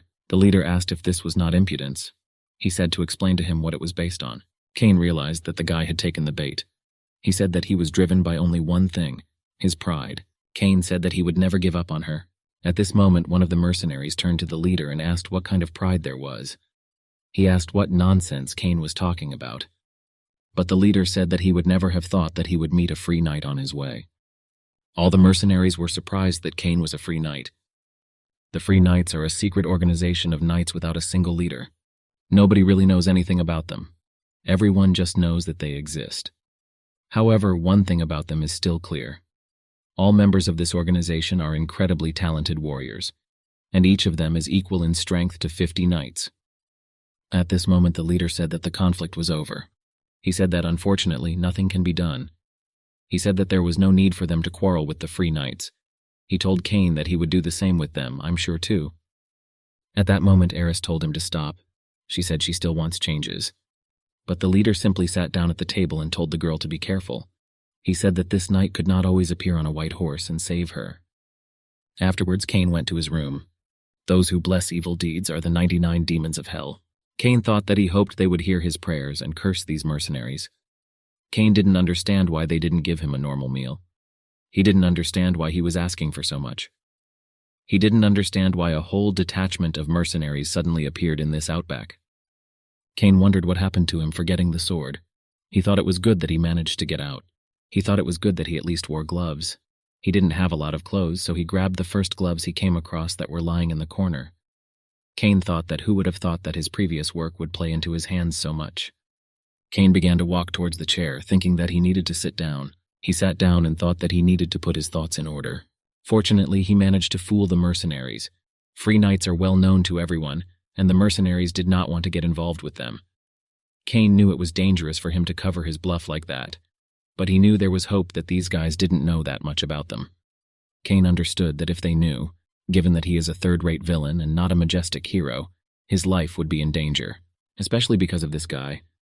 Cain understood that in general he could have escaped if the mercenaries had not noticed him. He knows at least 9 escape routes, but then we could forget about pensions. Cain thought this was very unfair. He didn't understand how the mercenaries dared to mock such a kind-hearted villain. Cain did not understand how he brought trouble upon himself. At that moment, Aris entered the room. Cain thought that this was all because he took this fiend of hell with him. But Cain thought he needed to calm down. He understood that there was no point in arguing with her because he would only make a fool of himself. He understood that he had to deal with this like an adult, and with a cool head. Aris said that Cain had no need to interfere, but he actually didn't want to. He understood that they would not leave a living place from him. Cain asked the girl if she still hadn't forgotten about that place. Aris asked how she could. She said of course not. Cain sighed and told her to just forget about him. Aris was surprised and asked what he was talking about. Cain said that if she couldn't forget, then she should just bury her. He said that it didn't matter how she lived before, what memories gnawed at her, or what things she was attached to. Cain told the girl to understand that all these are just echoes of the past. He said that she could not turn back time and change anything. He told her to live in the present. Aris asked again, forget. She said that the guy didn't see what happened there. She asked how he could ask her to just forget everything. Cain asked the girl how long she plans to live with this burden on her shoulders. Aris tried her best to understand the villain. She said he just didn't understand. The reason why he could speak indifferently, she could only assume that he did not understand her pain at all. And again, looking into the villain's empty eyes, she realized, this person will never understand her. Aris thought that it was unlikely that anyone else could. She thought that she had lost everything she had and was left completely alone. She thought that she was the only one who understood this pain. Pain that tears your heart into 1,000,000 pieces. Fear that makes you scream at the top of your voice. Into loneliness that makes your blood run cold. Aris thought that she was alone forever. Before leaving, Aris asked Cain why he took her with him. Cain asked if he needed a reason. Aris called the man an idiot and left, slamming the door. Cain thought that let the girl go. He thought that if she did not want to accept his valuable advice, it would be worse for her. He thought that maybe someday it would come to her. Cain understood that there was no point in fighting her character. He understood that he had his hands full. Later that evening, Cain finally finished renovating the house. Cain was angry at Aris, thinking that she was stupid. But I thought that I just said a couple of words, and she left in silence. Because of this, he had to do all the work himself. He thought that at this rate it was being completed, and he wouldn't let her into the house at all. Cain, I realized that if you think about it, the girl hasn't left the room for several days. He thought that he should just sit there. He thought that let her think carefully about who is really suffering here. At that moment, Cain thought that in general he had settled down quite well. The village is accessible, but not that close. Between her and the house, there is a whole forest in which you can set traps. Cain thought it was ideal for a comfortable retirement, especially for such a cheap price. He thought that he was a rather shrewd hero after all. At that moment, Ben ran up to the house. Cain said that he did not expect that he would go so far, but Ben said that something had happened and the man needed to return to the tavern as soon as possible. But at that moment, Ben noticed a renovated house. He asked when the man had time. He said that the house was all dilapidated. Cain said that he had just repaired it a little. Ben said that the man clearly sold his soul to the devil in order to repair everything here. But Cain asked if he had just come to look at the house. At that moment, Ben remembered why he came and told Cain that he needed to go to the tavern quickly. He said that something happened to Aris. After that incident, Aris locked herself in her room, many days and nights becoming a victim of my own sadness and hopelessness. But suddenly her gaze caught the sunset breaking through the window.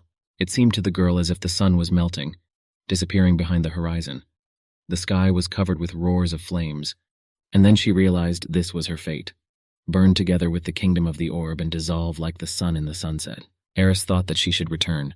She quickly decided to take her step.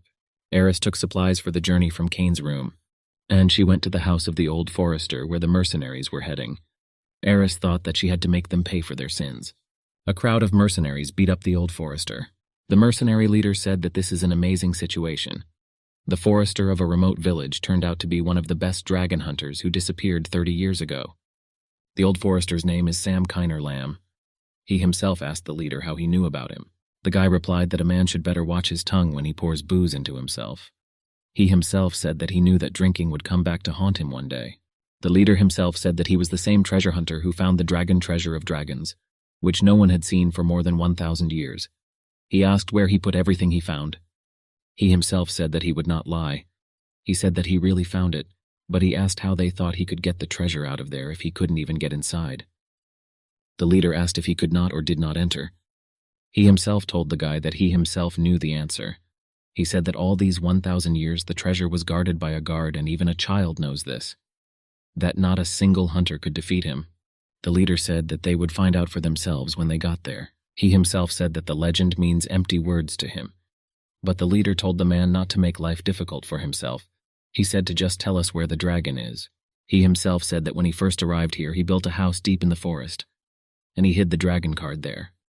He said that he sold the house, but it remained standing. At that moment, a rustling sound was heard.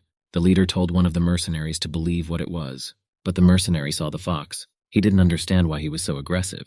He started walking back to the group and said that there was just a fox there. Aris was surprised that the old forester turned out to be a dragon hunter, and he has a map leading to Dragonland. She realized that that house in the forest must be the one they bought. The leader of the mercenaries told the old man to lead them to the house. Aris thought that Cain was in danger and she should warn him. But at that moment she wondered why she needed this. She thought that there was nothing more between them. Draconia. In ancient times when gods and demons fought each other, dragons opposed them all. They left behind legendary treasures that both demons and gods wanted to get their hands on.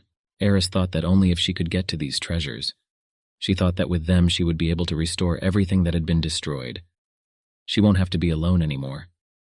Aris remembered how Cain asked her to go with him, but she decided that she would stop bothering herself. She thought that whatever happened to the guy didn't concern her anymore. She decided that she had to repay these monsters for their sins and find the dragon card. Aris decided that now she would just follow the mercenary. Well, later, when the girl was walking, she discovered a corpse. She thought that he was very lucky that he was crushed by a tree in the middle of the forest. Afterwards, there is another corpse lying in the river. After one more, Aris understood that this was unlikely to be a mere coincidence.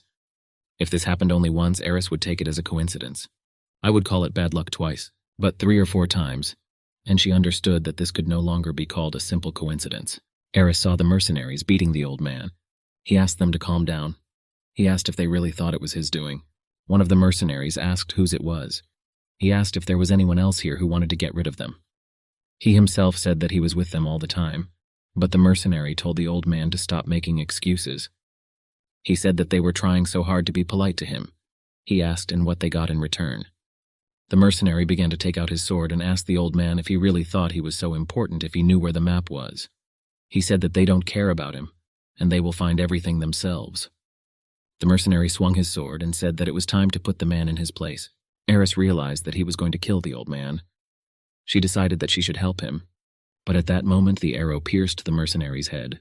The leader shouted to the rest of the mercenaries to all rush into the loose. He started saying that he didn't know who he was, but it's better for the attacker to get out before he gets completely angry. The leader said that he must consider himself very cunning, hiding somewhere in the bushes. He said that he just couldn't cope with all of them. But at that moment, one of the mercenaries was killed from behind the leader. Afterwards, all he heard was desperate screams. He himself began to get up and asked the guy if he was convinced that it was not him.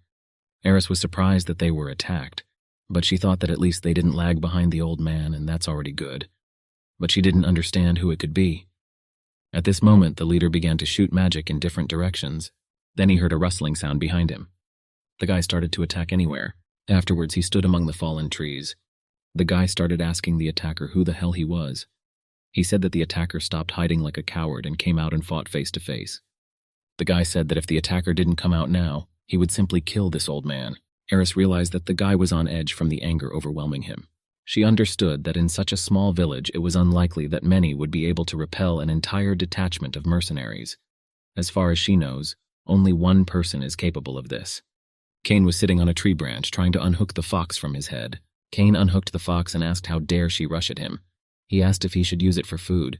He asked if she was really trying to achieve this. Cain didn't understand where else the wolf came from. He didn't understand why the wolf was looking into his eyes while he was eating the mercenary. Aris went after the mercenaries. When the villain heard about this, he was terribly happy. Afterwards, the villain discovered that his room was in complete destruction, but this only amused him. Cain decided to let the girl go. He thought that the main thing was that she left. He was a very experienced villain, and therefore he had a lot of patience. But there was still something that shocked him. The entire contents of the bottle of retirement savings are gone. Cain had several options for the development of events. Option number 1. The mercenaries lured Aris out and cleared the room. Option number 2. Aris herself went in search of the mercenaries and took water with her, something that didn't make much of a difference to the other. The villain was only interested in one thing: his precious retirement savings tucked away in a water bottle. He thought that someone's vile hands had dared to steal his pension money. He decided that the consequences of this would be simply terrible. He decided that he would grind everyone into powder. Cain thought that no matter how it was, they were ordinary mercenaries. He wondered which method he should choose. He decided that the Dragon's Grave should do a great job with this. Dragon's Grave is a technique for setting a large number of simple traps that will eventually damage the entire enemy squad. Although each trap acts extremely precisely, due to their number, in any case the damage will be quite significant. The best technique for fighting heroes: pre-cut trees, poisonous needles near the water, oil spilled on a rocky road, and damp, loose earth on the edge of a cliff. Until at least 5 people die, they won't even understand what's going on. Initially, Cain thought that everything would be resolved in a simple way, but he realized that it turns out he couldn't do without problems. The beast, which did not fit into the plan at all, ruined Cain's opportunity to quickly deal with everyone. He thought that he should not have released these animals then. He thought that it was really necessary to put them on the coat right away. The fox also gnawed the string of Cain's bow. Cain understood that he would shoot at most a couple of arrows from this bow. He understood that now that the mercenary was on the alert, he would not fall for the Dragon's Grave. Cain decided that he would have to change his strategy. He asked the mercenary whether he really hoped that he would come out. Aris realized that it was Cain after all. The mercenary said that he knew it was Cain. At that moment, an arrow flew near the mercenary. Cain asked if the mercenary really wanted an answer from his blade. He said that the mercenary was stupid and called his name. This mercenary's name is Aris. He's from the gang of 8 Wings. Aris was surprised and asked how he knew his name. Cain was incomprehensible because the guy himself showed off magic in front of him, which can be wielded by 1 person and 1 million. And now he's also surprised that he recognized him. Charis heard a voice from everywhere and could not understand where it was because of the echolocation stones. He made allowances for the wind and told the driver that he himself had chosen a good place for him. Cain thought that one arrow would be enough. Charis Cain to answer him why the Freely Knight decided to bleed them. Cain got angry. He thought that the mercenary himself had stolen his stash of pension savings, which he treasured like his own child, and now they ask such a question. Cain didn't understand how the mercenary dared. He said that he took away something that was dear to him. Charis asked what he was talking about. Cain said they left the tavern and she disappeared. He asked if the guy really wanted to say that it was just a coincidence. Aris thought that Cain was looking for her, and she betrayed him. Cain said he didn't care why they did it, and feelings together or just out of empty anger. He said that they took the most valuable thing he had, and now they are his enemies. At that moment, an arrow flew near the mercenary's head. Charis realized that Cain was very accurate, and thought that he decided to intimidate him, but she really just missed Cain. Charis asked Cain if he doesn't want to know where they took the girl, but he told him to show himself and then he would tell. Otherwise, everything will be bad.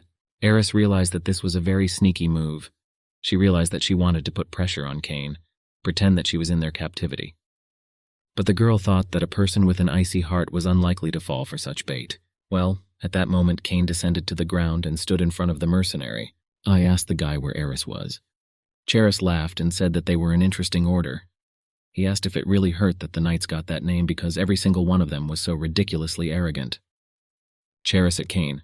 What is it? Did he hit the nail on the head? He said that it was now clear why nothing had been heard about them for a long time.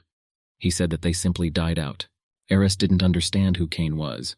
She saw in his eyes a man who had lost everything, just like her.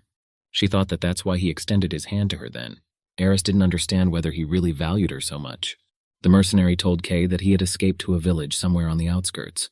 He said that he must be one of the last free knights. He asked what happened to them. He asked why they all suddenly disappeared. At that moment, Aris accidentally stood on a branch and attracted attention. Charis was scared and realized that now Cain would understand that he was lying about Prolane. I didn't understand how he could get out of it now. He understood that this guy could not be dealt with so easily. The guy decided that he had to aim at the girl, since he wanted to protect her so much. Then a spell was directed at Aris. Let's break through for a minute. It is worth explaining why the villain is not at all worried about his life. And he appears before the mercenary, demonstrating his knightly qualities. Aris's thoughts are therefore about this, and she thought that Cain was trying to protect her. Of course, the villain had Noah on everyone's mind. The rescuer of people from trouble made heroes thin.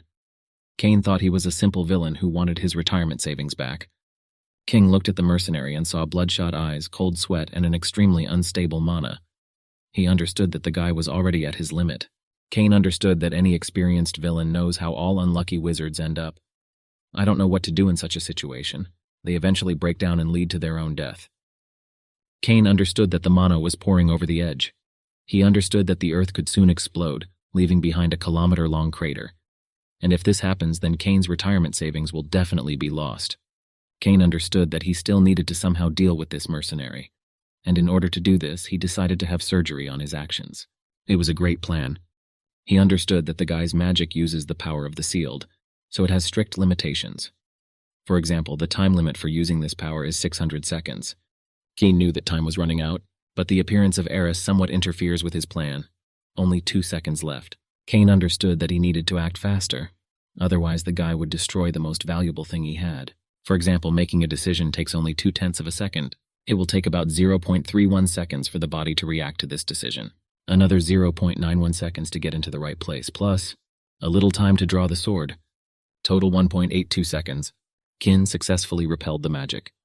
Aris realized that Cain protected her. Cain said that he finally found her. Aris thought that this man had lost all his comrades and was left completely alone. His eyes that immediately caught her. Now she drowned in them headlong. Cain was glad that his precious retirement nest egg was in order. I thought that he was finally reunited with his child. I didn't understand how Aris dared to steal his money. Charis asked Cain, so he Canis Ronald. Charis save okay, why did he suddenly decide to come out of the shadows? He said that since the day everything collapsed, he never showed himself. The guy called Ken the leader of the War of Knights. Cain just wanted to go home. Aris asked Cain if he was the leader of the free men and kings. Charis asked him what the hell he left here. Cain replied that the guy himself said that the free knights had long since disappeared. Charis told Cain that he also needed the dragon's treasures. He said that Cain wants to use them and revive the order of free knights. Aris, I thought that it turned out that she and Cain were pursuing common goals, but she didn't understand whether the treasures would be able to return to them what they had lost. Ariski-san understood that none of them would be able to return to those days for which they yearned, but she thought that if they could somehow create them for you, then Nikki and she would no longer suffer. Charis asked Cain's permission to help him. He said that he would help him find the dragon's treasure if he shared 1/10 of it with him. He said that he would do everything in his power to restore the Order of Free Knights. He said that he did not know how many of them were left and who would want to return to the Order, but he said that the help of a magician like him would only benefit Cain. Cain said that he does not want to restore the Order. Aris didn't understand what the man just said. Cain asked what he would restore. He asked if he could revive the dead or turn back time. Aris realized that Cain was still too different from her. She understood that she did not have the courage to bury her regrets and sorrows, and she just continues to destroy herself, digging into ancient graves. He said that staying in the past is a waste of time. He said that this is nothing more than useless human greed. Aris knew this very well. She understood that even if she used the treasure, she would still not be able to resurrect the dead, and she certainly won't be able to turn back time. Aris understood that Cain had already told her, clinging to the false hope that these were just echoes of the past, and that regrets will only increase if they are not left. Cain to the mercenary so that he does not try to occupy his past with his worthless greed. Aris understood what it meant when Cain talked about burying his past and moving on with his life. He was trying to convey this to her. The mercenary tried to say something about the treasure, but Cain interrupted him and said that since he so wanted to get dragon shit that had fermented for 1,000 years, then the flag was in his hands. Charis asked if Cain really thinks that he doesn't understand that he is now trying to confuse his head in order to take everything for himself. Aris thought that everything was right. She understood that a person who buried his own regret would not crave some fabulous treasures. She understood that Cain was not lying to the mercenary. The girl thought that this was the difference between a leading person and a blind person, a person who has overcome pain and those who have not yet met it. Cain lost everything he had, and those who did not know true feelings and will never understand it. Cain said that expanding your savings in general is also a good option. He said that if the mercenary really wants to share the treasure, then he is not against it. Charis laughed and said that he knew so. He said that the man's greed came to light. Charis said that if Cain is truly the leader of the Free Knights, then he should disappear from this world after them. At that moment, Charis noticed the old man and attacked him with magic. Charis wrapped magic around the old man's neck. He said that the old man would stay with him and show him the house where the dragon card was hidden. Charis asked Cain what happened. He asked if the feeling of heroism had also awakened. But Cain said no. It is the hero's destiny to feel sorry for the weak. The villains don't care about that. Cain understood that his plan was still working. He understood that the guy's own greed had clouded his mind, and he began to show his weak points. A person who tries to control more than he can bear will bring about his own death. Cain began to approach the mercenary and said that the feeling that eats him from the inside is called greed. Cain then jumped straight to the mercenary. Aris was surprised at how fast the man was moving. Cain told the guy that if greed was his main evil, then he would rid him of it. Charis got scared and threw the old man at Cain. He grabbed the man and jumped with him. Charis ran towards Cain, wanting him dead. Cain cut off the mercenary's wrist. Charis noticed this and fell into despair. He took his sword and threw it at Cain. But the villain is back. At this point, Charis began to use magic. He asked to give him the power of wings. After this guy, huge demonic wings grew. After that, he took off with great speed. Aris didn't understand whether Cain was going to let go of the man who tried to kill him. She thought that even being left without an order, he did not lose his knightly valor. But the girl understood that a person like Charis would definitely return to take revenge. At this moment, Aris used wind magic. Afterwards, he thanked Cain himself. He said that if it weren't for him, he would definitely die. Cain thought that you couldn't put gratitude in your pocket. He said that he simply did what he considered necessary. He himself said that he doesn't know if this will be a sufficient reward, but if Cain wants, he can give the card. But Cain told the man that he needed to stop being so greedy. He was surprised and asked again. Cain said that he understands everything. He said that he understood that the man still dreams of getting into the dragon, but he said not to try to transfer this senseless greed onto him and Aris. The old man tried to object. But Cain told him that the dragon's treasures are just an illusion created by human greed. He said that you cannot live endlessly clinging to something that does not exist. He himself said that the guy might be right in some ways. When leaving, the old man said that the person who helped him in his search, Cray, said something similar. The old man asked, but then why did he go there himself? At this moment, Aris approached Cain. She handed him the bag, looking upset. Cain didn't understand whether the girl really thought that after all this, he would forgive her so easily. But he decided that so be it, but this was the last time. Cain understood that he didn't have too many options. He understood that if he drove her away, then the heroes would immediately come to bring justice for abandoning the child. He thought that this was a so-so prospect. Cain thought that he was following the girl's lead only because she returned his retirement savings safe and sound. Aris thought that Cain was very angry because he had been silent all the way. She thought that he was very worried that he even dealt with the mercenaries. She thought that most likely Cain was disappointed in her. She thought that perhaps he would even drive her away. But at that moment they arrived, and Cain told Aris that from now on this place was their home. Aris was surprised by the beauty of the house. At that moment she realized that the guy had just said that this was their house. Cain told the girl that it was getting late so she should go inside and get ready for bed. Aris couldn't say a word in response. She didn't understand what happiness, sadness, regret were. She could not describe the feeling that arose in her heart. She thought that she would never be able to forget the faces of those killed that day. She wanted to follow in their footsteps and change the past. But the girl realized that this was the useless persistence of an ordinary coward. After all, she just felt useless. Iris thought that most of all it didn't matter. But she thought that even if the time spent with Ken had to be buried one day, she would know for sure that it was not wasted. The girl thought that as the last survivor of the attack on the capital, she wanted to throw painful regrets about the past out of her head and keep only good memories. Poe understood that only then would she be able to truly live. She decided that from that moment her past was completely buried. Charis sat near a tree and bandaged his hand. He didn't understand where such wind suddenly came from, but he realized that it was not Vitya. I knew that it was definitely magic. He had seen this before when he worked for the Lord of the Kingdom. Incredible magical power that only 1 in 100 magicians could master. And also this eerie feeling that came with the wind. The power of the Demon King. Charis understood what it meant that that girl had knowledge of the greatest magical power on the planet. I realized that every corner of the earth would be golden if he sold it. He said he would make them regret letting him live. But at that moment the guy felt sick. His nose began to bleed and the end of his finger began to turn blue. He realized that this was the demon's 5-color fun. 5-colored demon's fun is a powerful poison created from a 5-colored mushroom. Its main feature is that the body it affects becomes 5-colored. Charis that he was repulsed with poison. But I thought that whoever invented it was going on in a hellish cauldron. At that moment I realized that Cain had smeared his blade with this poison. Charis knew where Cain got this poison from, but he understood that he must immediately find an antidote. At that moment a girl appeared and said that this is where the guy was hiding. She said that she did not think that she would meet the last of the group of mercenaries who committed all those atrocities. The girl said that he was paying with his life for his sins. This girl was Serena.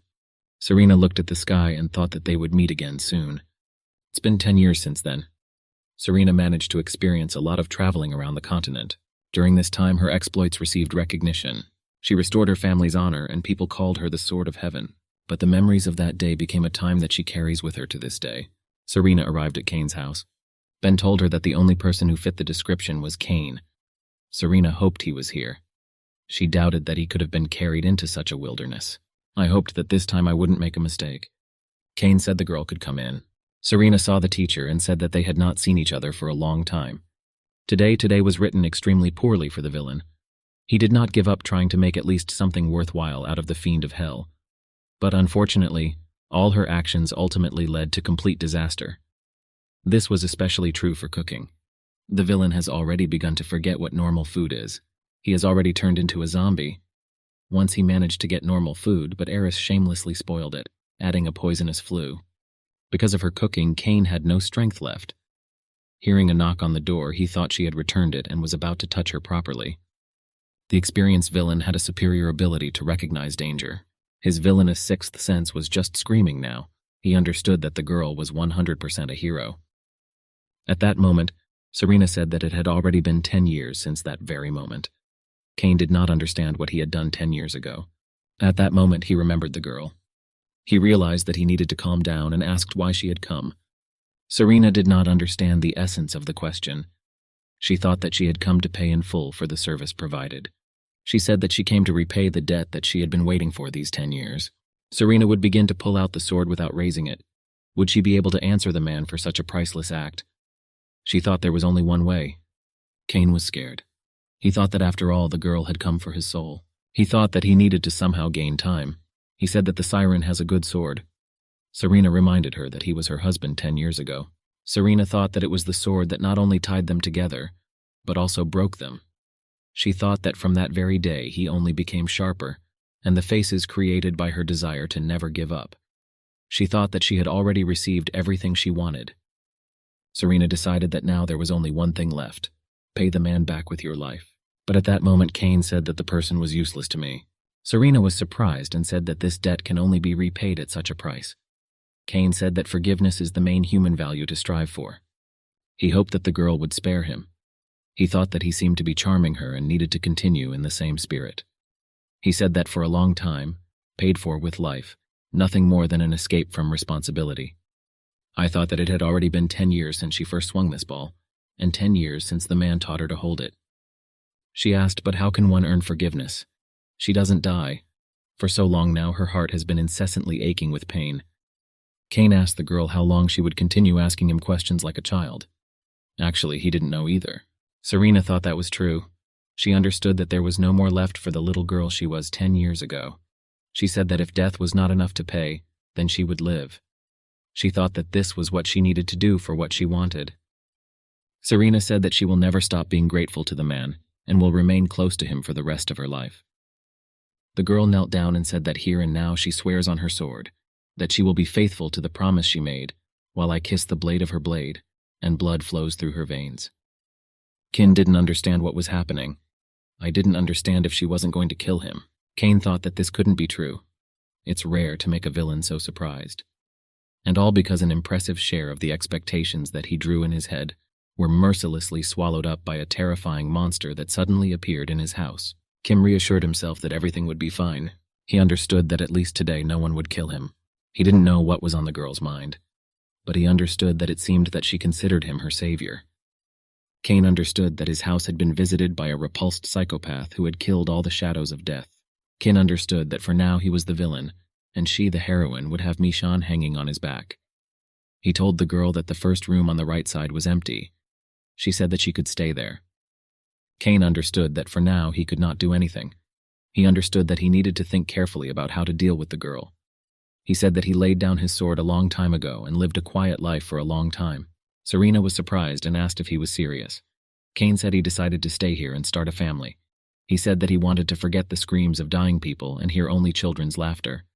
He said he wanted to forget the smell of decaying bodies and get used to the smell of homemade food. He asked the girl if she understood what he meant. He said that he wanted to become the master of life and not the ruler of the battlefield. Serena understood that even in the face of death, she would not leave her path. She thought that the reason the man had to lay down his sword was because of his pride, or an inner monster that asks to rest. Cain told the girl that from today she will live like an ordinary person. To the siren it sounded like a death sentence, but she had already uttered an unbreakable oath with her own lips. And the feelings that supported her all these 10 years forced her to obey the man's words. Cain told the girl that if she didn't have simple clothes, she could take something from the wardrobe in the room. Cain was glad to see that his plan was put into action. He thought that the girl, deprived of armor and a ball, would remain completely defenseless. He thought that if the plan did not work, then he would simply give the girl a deadly series of 36 blows and ask for 100 traps. He thinks that this way it will definitely go to another world. Serena did not want to resist fate. She understood that until today, all these 10 years, she was like a living dead, and only the sword led her forward. All this was foreign to her, and for the girl it was understandable. She had never lived an ordinary life before. Serena thought that she and the man met so many years later, and she had already learned a very valuable lesson from him. She thought that maybe with his help, she could find the way to happiness. Serena didn't understand if she could really leave the sword and just move on. She thought that Cain was able to remain his former self. She thought that since Cain had quit, she should too, even laying down her arms. The guilt, responsibility, and remorse that were her kami disappeared overnight. Serena was sure that as soon as Cain saw her, her stupid girl who didn't sit down to let go of the sword, immediately realized how everything could be changed. Serena was sure that the man was the person with whom she could forget about all her troubles. Aris returned home with the thought that Cain would scold her again. At that moment, Ben asked her if Cain had loaded her with errands again, but Aris said no and asked what it was. Ben said that he just saw that she came to visit them and that's what he thought. Ben said that she was looking for Cain and seemed to be an old friend of his. He said that he had not seen her here before. He said that such people rarely visit her in the village. Aris was very scared, thinking that this was another mercenary. At that moment, she realized that she did not feel Cain's magic. She decided that she needed to run away quickly. Aris ran away, leaving Ben in disbelief. She ran and hoped that everything would be okay. She hoped that the guest would not get to Cain. The girl hoped that she was not late. At that moment, Cain told the girl to come in. Aris was happy to understand that the man was okay. Cain told Aris that she was late. Aris said that she needed to do something. Cain said that next time she should try not to confuse things for so long. The girl agreed, and Cain told her that they had guests. He thought it was better to inform her immediately. Aris asked who she was. Cain said that she was an old friend. He said that from now on she will live in a place, so it is better to introduce themselves to each other. Serena extended her hand to the girl and said her name. She said she was very glad to meet you. Cain was shocked. He thought that it was impossible for a person to change his character so much after changing clothes. But he thought that for his precious and happy life in retirement, he would definitely get rid of it. Right in the middle of the handshake, Aris realized that storm clouds were looming over her head again. The next day, Aris went to the kitchen wondering what she should cook today. I couldn't sleep all night thinking about Serena. Aris didn't understand why Cain allowed her to stay with them. She thought that these two were a couple. But when Aris went to the dining room, she smelled a smell. When she entered the kitchen, she saw that Serena was preparing something. Aris asked the girl what she was doing here. Serena wished the girl good morning and said that she was preparing breakfast. Aris snatched the ladle from the girl and told her to leave the kitchen. Serena made Aris very angry. She thought cooking was her job. Aris thought that maybe she should add poison to the girl's portion too. But she thought that she could get rid of her even without poison. But when Aris entered the dining room, she saw the salad. She didn't understand where the salad came from. Aris thought that Serena had shamelessly used her kitchen. She thought that she hated her very much. At that moment, Cain came into the room with a bottle of wine. Serena said it was demolinen. Demolinen is an extremely cheap and tasteless wine of low quality, which prisoners do. But when consumed in certain quantities, it helps to develop resistance to poison. Serena remembered that in the past, Cain often drank this wine alone in the room, and when he was not there, she secretly made her way there and also drank. At that moment, Cain handed the girl a glass and said that it was for her. He said that it would be somehow inappropriate if he drank alone, especially when they haven't seen each other for 10 years. Serena thought it was appropriate for this occasion. She decided to celebrate their reunion after 10 years. Cain suggested raising glasses and pawned swords. It was the first time they drank together like this. Aris understood what was happening here. She thought that some of them communicate with each other so easily, as if there were only two of them here. It was the first time Aris had seen Cain so at ease. She thought that now she was apparently the third wheel. This feeling of anxiety and endless self-pity. Because of him, the girl's blood boils and she loses her mind. At this moment, Aris stood up and knocked over the glass of the siren. I don't understand what this strange feeling is. Cain was angry and didn't understand what the hell this fiend of hell was doing. Just a second ago, the villain's simple but effective plan to poison the heroine with the track failed, giving him a notable slap in the face. The plan consisted of several parts. Point 1, the villain adds poison to the wine. Point 2, the villain takes the antidote in advance. Point 3, the villain offers the heroine a drink and takes the first sip to dispel her suspicions. Point 4, the villain who took the antidote remains alive, and the heroines die. It was this ideal plan that was completely destroyed. In fact, there was nothing unusual about the fact that the plans of a third-rate villain had once again gone down the drain. The reason why the villain was unsettled by the incident was because of the cost of the poison he used. The poison on which the savings were spent was called the tears of the Mad Dragon. Mad Dragon tears are the highest quality poison that can kill even a dragon. Getting it was more difficult than getting a star from the sky. If it were given to the royal family, who were in the midst of a battle for the throne, or to some treacherous villain, then with the proceeds one could easily meet old age. Cain was angry that he spent money on such a valuable poison and the girl ruined everything. But everything went according to plan and the man even managed to take one sip. Now he has to endure severe abdominal pain. Even the antidote didn't help. It was as if there was something inside. Cain understood that it was impossible for me to come into contact with the mucous membrane. He understood that if even one drop got into the girl's eyes, his plan would be revealed. Cain told the lilac that she could wash her face for now. Aris's heart was heavy. After all, she didn't want to behave so recklessly. There was a whole mountain of words that she wanted to say, but she never dared to say them all. I thought it was obvious that Cain was disappointed in her. His eyes showed only emptiness. At that moment, Ken stood up and began to approach the girl. His hand hovered over her head. While this moment stroked the girl on the head, Aris thought that he forgives her too. But Cain thought that he would never forgive her. After all, he planned to sell the remaining wine with which he poisoned the heroine. He understood that his plan had failed, and the money was simply wasted. He thought that he would sell the girl whole to cover all expenses, but he didn't want to swear again. He had neither the time nor the energy for this. Cain felt sorry for the damned poison. I'm not going to beat it anymore. Aris thought that the man was not upset because of the wasted wine. She thought that she was upset that she never got to try her soup. Aris told the man that she would bring him a new portion. Cain was surprised. He wondered who would clean it all up. Serena was lying in the bath. She understood that it was pointless to fight Aris's dissatisfaction. She decided to just accept the girl's anger as it was. She thought that Aris was Cain's family, and she owes him her life. She thought that Aris was unlikely to let her into her heart. Serena thought that she herself would hardly ever be able to come to terms with her new life. Serena thought that she had ruined their family idol, but the man still accepted her. She wondered if her hopes were too high. Serena thought that she was already a monster and the only thing she could do was behave appropriately. Serena entered the room and apologized to Ken for what she had messed up in 100 years. But the man said that she had nothing to apologize for. He thought that actually these were her names from the very beginning. He really wanted to speak to the girl. Cain understood that this poison was not only deadly, but extremely toxic even with simple contact with the skin. And Serena looks quite normal. Cain asked the girl how she was feeling. Serena said everything was fine. Cain was upset and thought that you had tattooed a whole bunch of money for poison, and he would somehow survive it. He hoped that his savings had not been completely wasted.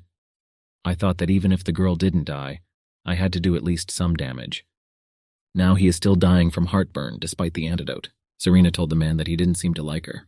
Cain got angry and thought that she spilled the wine because of her great love for the girl. Serena really pissed Cain off. The man thought that besides that, she endlessly ruins all his plans.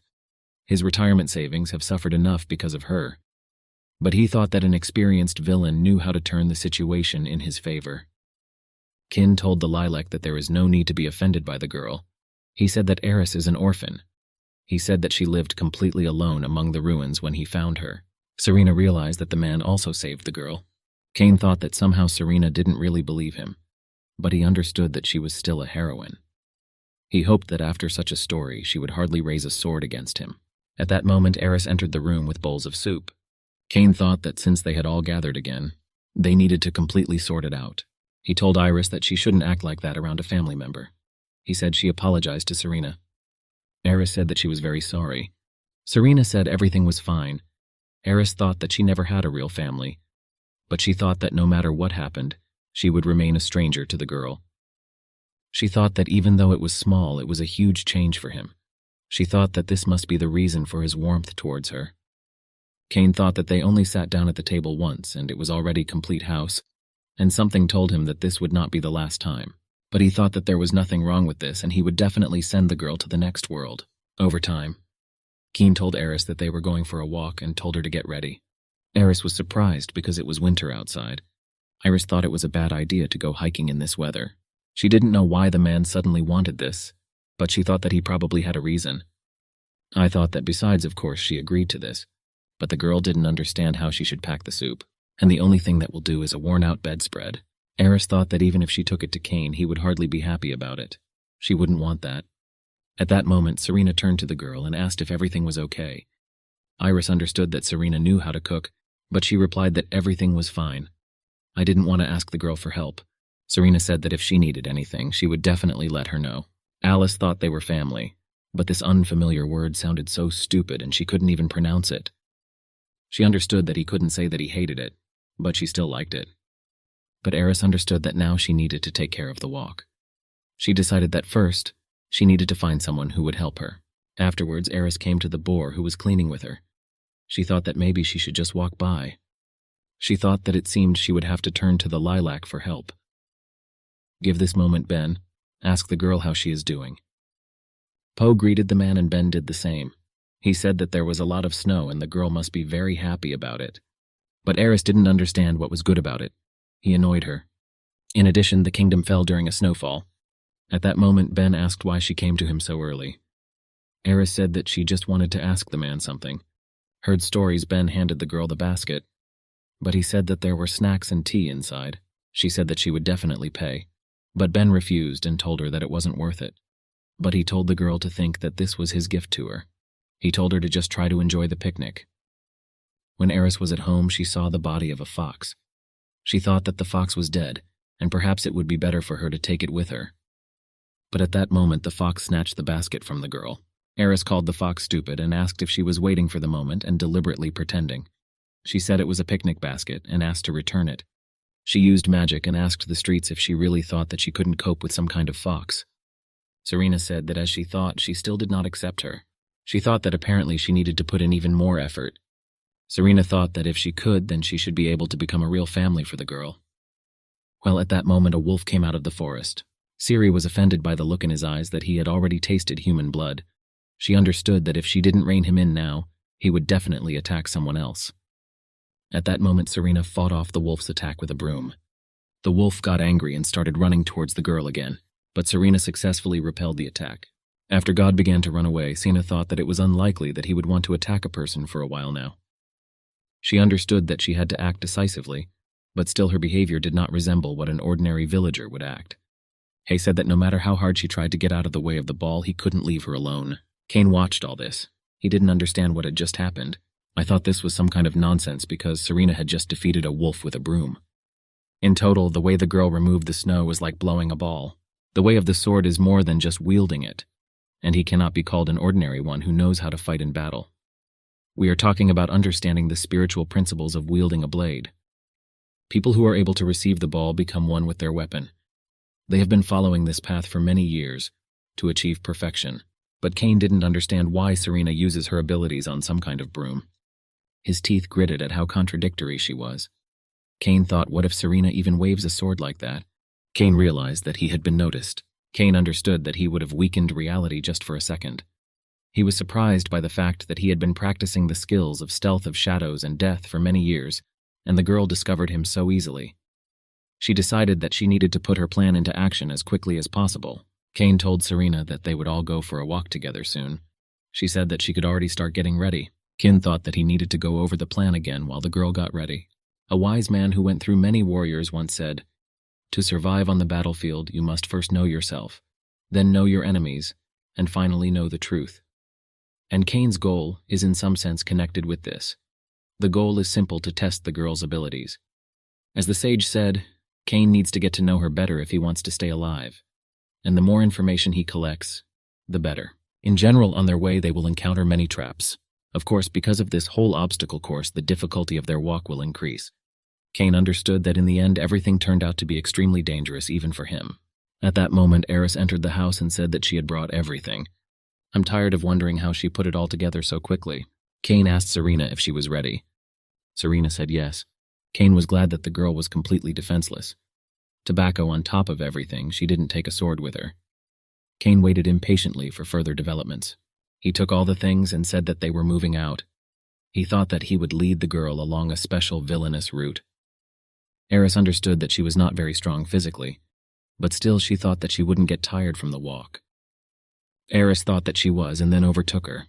Iris thought that Kim was the first cool night and everything was clear with him.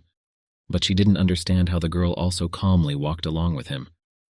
This was terribly infuriating. She didn't understand why she was the only one tired. At this moment, the company approached the river. Cain told everyone to follow him. Serena suggested holding hands because it was very slippery here. Nori refused. Serena said that it would be much safer this way, but the girl replied that there was no need for that. She thought that she was some kind of weak child. She began to cross the river, thinking that she definitely wouldn't need help here. Well, at that moment, the girl slipped and began to fall, but Cain managed to grab her. He asked if she was okay. Aris shouted that everything was fine and pushed the man away. Cain realized that he was in shit.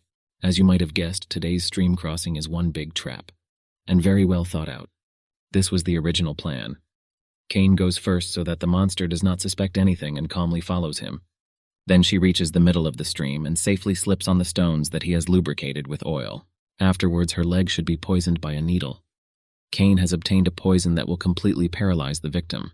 Cain thought that if it happened that it didn't happen, then there would still be a chance of a concussion. After all, Serena will fall headfirst onto sharp stones specially placed there. Unfortunately, fate never manages things the way a person wants. The rules of this world are such that the villain can never defeat the hero, especially the one blessed by God himself. After all, that same God will definitely save her even from such a carefully thought-out trap. Cain thought that it couldn't be that some girl decided to cross the stream before her and fell into the set trap herself. He understood that if she fell into the trap he had prepared for the monster, then, of course, his plan would be broken, and he would have to deal with the consequences. I understood that if the heroine herself tried to save the girl, she would find out about his plans and then everything would be over. And then this party will begin to live in the house which he personally built, shedding blood and so on. But at that moment this realization had not yet occurred to Cain, and he instinctively rushed to help the girl. And in the end he saved me. Cain didn't understand how she dared to push the man who saved her. He realized that he needed to get his act together. Cain thought that an experienced villain should always be able to get out of a difficult situation. But I thought that if he turns around now, well, at that moment he caught a poisoned needle. His fingers were already starting to go numb. Well, Kay understood that there was nothing wrong with this because he took the antidote with him. Aris said tormentedly that she did not ask him to help. The girl didn't understand what she was saying. She thought she should apologize. Well, okay, she started to get up and said that everything was fine. Iris understood that now was the time to say that she was sorry. Cain began to walk forward and told the girls to be careful. Afterwards, they came to the place and put the blanket on the ground. I was surprised because the water was ice cold and Kin was sitting as if nothing had happened to them. She said that she would go and look for brushwood for the fire. Serena said that she would go with the girl and asked if she didn't mind. Aris understood that Serena asked the question with a smile on her face, but she didn't understand why she felt uneasy. I thought that this was all strange no matter how you looked at it. She seemed to have come to terms with the girl's presence, and even began to think that they couldn't get along together. But every time she looks at her, her body is pierced with fear, and an instinctive desire to escape appears. It's as if her mink itself is screaming about danger. Serena told Aris that if she wasn't feeling well, she could stay, but Aris said she was fine. I told the girl not to run ahead.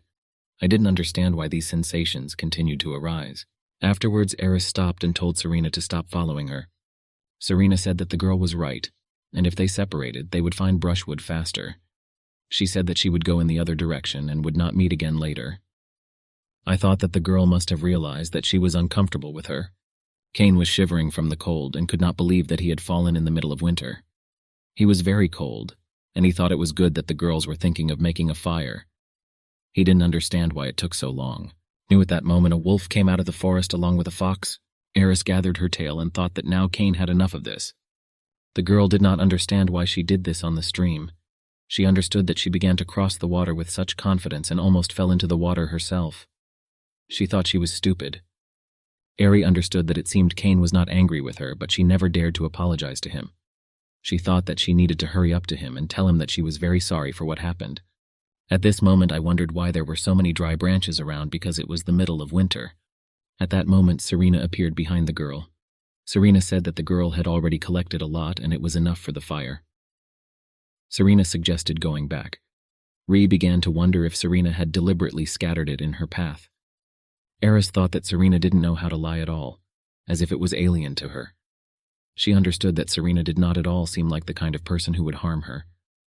Aris began to wonder if the feeling she was experiencing was due to the fact that she simply had not met people as kind as Serena. Cain was surprised that he had already dealt with animals like this. He asked, sitting in the bushes, hiding, the events were decided right now. He asked if they really thought that he would be an easy prey. Well, at that moment, Cain remembered how Serena dealt with the wolf. I thought that if I had known that they would appear again, I definitely would not have been left alone. Partial paralysis from the poison has not yet set in. Cain realized that now he would make a bad fighter. But he thought it was good that he was prudent and took the coil with him. If you are not immune to it, the coil will knock you unconscious from the very first breath. It is popularly known as the best anesthetic. It can be used in different ways. For example, mix with water and thereby obtain poison, or directly burn the powder itself on someone. Cain threw the bag at the animals. Cain realized that he must have been washed away by the current when he fell into the stream, and what was left settled and stuck together. Cain said that's why his head was used. He said that it looked like he had swallowed some snake oil while he was floundering in the water. He said that now you are definitely holding him alive. Cain knew something had to be done. At this moment the animals began to scatter, leaving the man in a misunderstanding, after coming out of the forest above the girl. Afterwards, Ace made tea. Serena said it was very beautiful here. Afterwards, Aris handed the girls tea. Serena thanked her and said that it smelled very tasty. Ree thought that she had just poured tea for the girl, and such warmth spread in her chest. She said there was nothing special about it. At that moment, snow fell on Cain. Cain said that his tea was a little cold. After that, the girls laughed. Aris thought that it was worth admitting that she even liked this everyday laughter and unfamiliar feelings that fill her heart. Cain was going somewhere. He took a plaid coat and jerky. Afterwards, the man took the box and said that he almost forgot about the most important thing. He believed that this was a wonderful treasure that would provide him with a happy retirement. His two most valuable treasures were there, and he thought that no matter how much he looked at them, he couldn't get enough of them. Just a few days ago, he almost lost his retirement savings. Cain told the girls that from now on the two of them would learn to embroider. He urged these two to take up handicrafts so that they could somehow feed themselves. But Cain thought that who could have thought that they would create such masterpieces? I thought that it was not in vain that I suffered and endured them for so long. Cain wanted to sell these embroideries on the black market and buy the most deadly poison. He thought that this time he would definitely finish off the girl. And after that, the day of Ada will drive away and find a humble servant in her place. Cain thought that finally, after all this, he could truly retire. Everyone was sitting at the table and having breakfast. Cain said that he would need to leave for a couple of days. Serena was surprised and asked if she could find out where. Cain said that he would need to finish some business. Serena understood that Cain often goes to some kind of market. If you're wondering if he's going there again, she asked if the man wanted her to go with him. Cain didn't understand whether he really looked like someone who had died. He said that this was not necessary. Iris understood that Serena was also worried about the man. After all, even bandits avoid this part of the forest. Cain said there was something else he wanted to discuss with the siren. He said that they would discuss this after the meal. Cain then asked the siren to borrow her sword. The girl thought that he must be testing how much she trusts him. She handed him the sword and thought that it would be better for her sword to be in his hands than to remain with a man who had never gotten used to ordinary life. Cain was incredibly happy because he finally managed to disarm the girl. The reason he gave away the sword was because of a cunning plan. Serena was surprised and thought that the man was just in a good mood. Cain understood that it would be extremely dangerous if she suddenly decided to go against him. So he will ask you to make an exact copy of the ball, so artificial that even she herself will not notice the substitution. And at the most inopportune moment, the sword will break in half, and it will all be over for her. Cain thought that even if he spends hundreds and 1,000 years convincing the siren to lead an ordinary life, she will not forget her nature, and will remain satisfied with the heroine. The man simply couldn't believe that she could become a simple hillbilly, so he understood that if he wanted to get rid of her forever, he needed to act cunningly. Before leaving, Cain said that he would be back soon. At this point, Serena offered to escort the man. Cain was glad that the girl's sword was now in his hands. He thought that he could feel the sting of freedom again after such a long time, but he didn't understand why the girls were still following him and couldn't keep up, but he decided to simply ignore them. Finally, the girls asked Cain to come back soon. Serena suggested returning, but she was unhappy that Cain didn't even turn around and asked if it was really that difficult. Serena told her not to be upset. She said that at heart a man is not as cold as he seems. She let go of the siren's hand and said that she knew it. She invited the girl to go together. A little while later, he looked upset. Several days have already passed and Cain still has not returned. Serena thought that everything was absolutely fine. She thought that the man might and decided to lay down his sword, but he did not dare to experience it. She thought that until he returned, she should just continue to do housework. She decided to go grocery shopping. At the market, Aris overheard two men talking. She told the first man that she would not have a quiet life.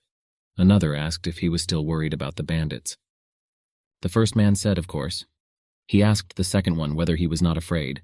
He said that they could attack the village at any moment. But in another, the man said that he too is afraid because all he hears from everywhere is how bloodthirsty they are. He said that it would be great if a hero showed up and could protect everyone. The first man laughed and said that dreaming is not harmful. Serena knew she couldn't let her past take over. She thought that she no longer had anything in common with her old life. On her way home, Serena met Ben, who was very worried. Ben said that lately he has been worried about the bandits. Serena agreed with him and said that there were disturbing rumors.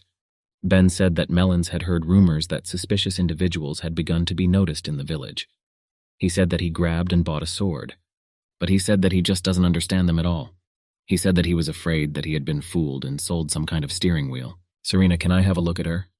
She said she understands a little about this. Ben was happy and said it would be great. He said that he would take out his sword now. Serena thought that ordinary people could look at the balls too, and she thought that there was nothing heroic in this. At that moment, Ben pulled out a sword which greatly frightened the girl. She realized that it was her sword. She didn't understand where the man got it from. Serena asked Ben where he got it from. Bina said that not recently a guy came through the village. He said that the sword was covered in blood, and the pendant said that he simply found the sword in the forest. Ben said that the blade itself was in pretty good condition, but the guy was somehow not particularly keen on keeping it with him. So he decided to sell it. Ben told me that the seller found this one for me among a bunch of corpses of bandits. She said it was just a little strange that there weren't any other bodies there. He said that they probably quarreled among themselves and killed each other. Serena understood that this sounded quite logical, but if they had this sword, then Cain had killed the bandits. Serena asked Ben if she could buy this sword from him. She said that she would pay whatever he said.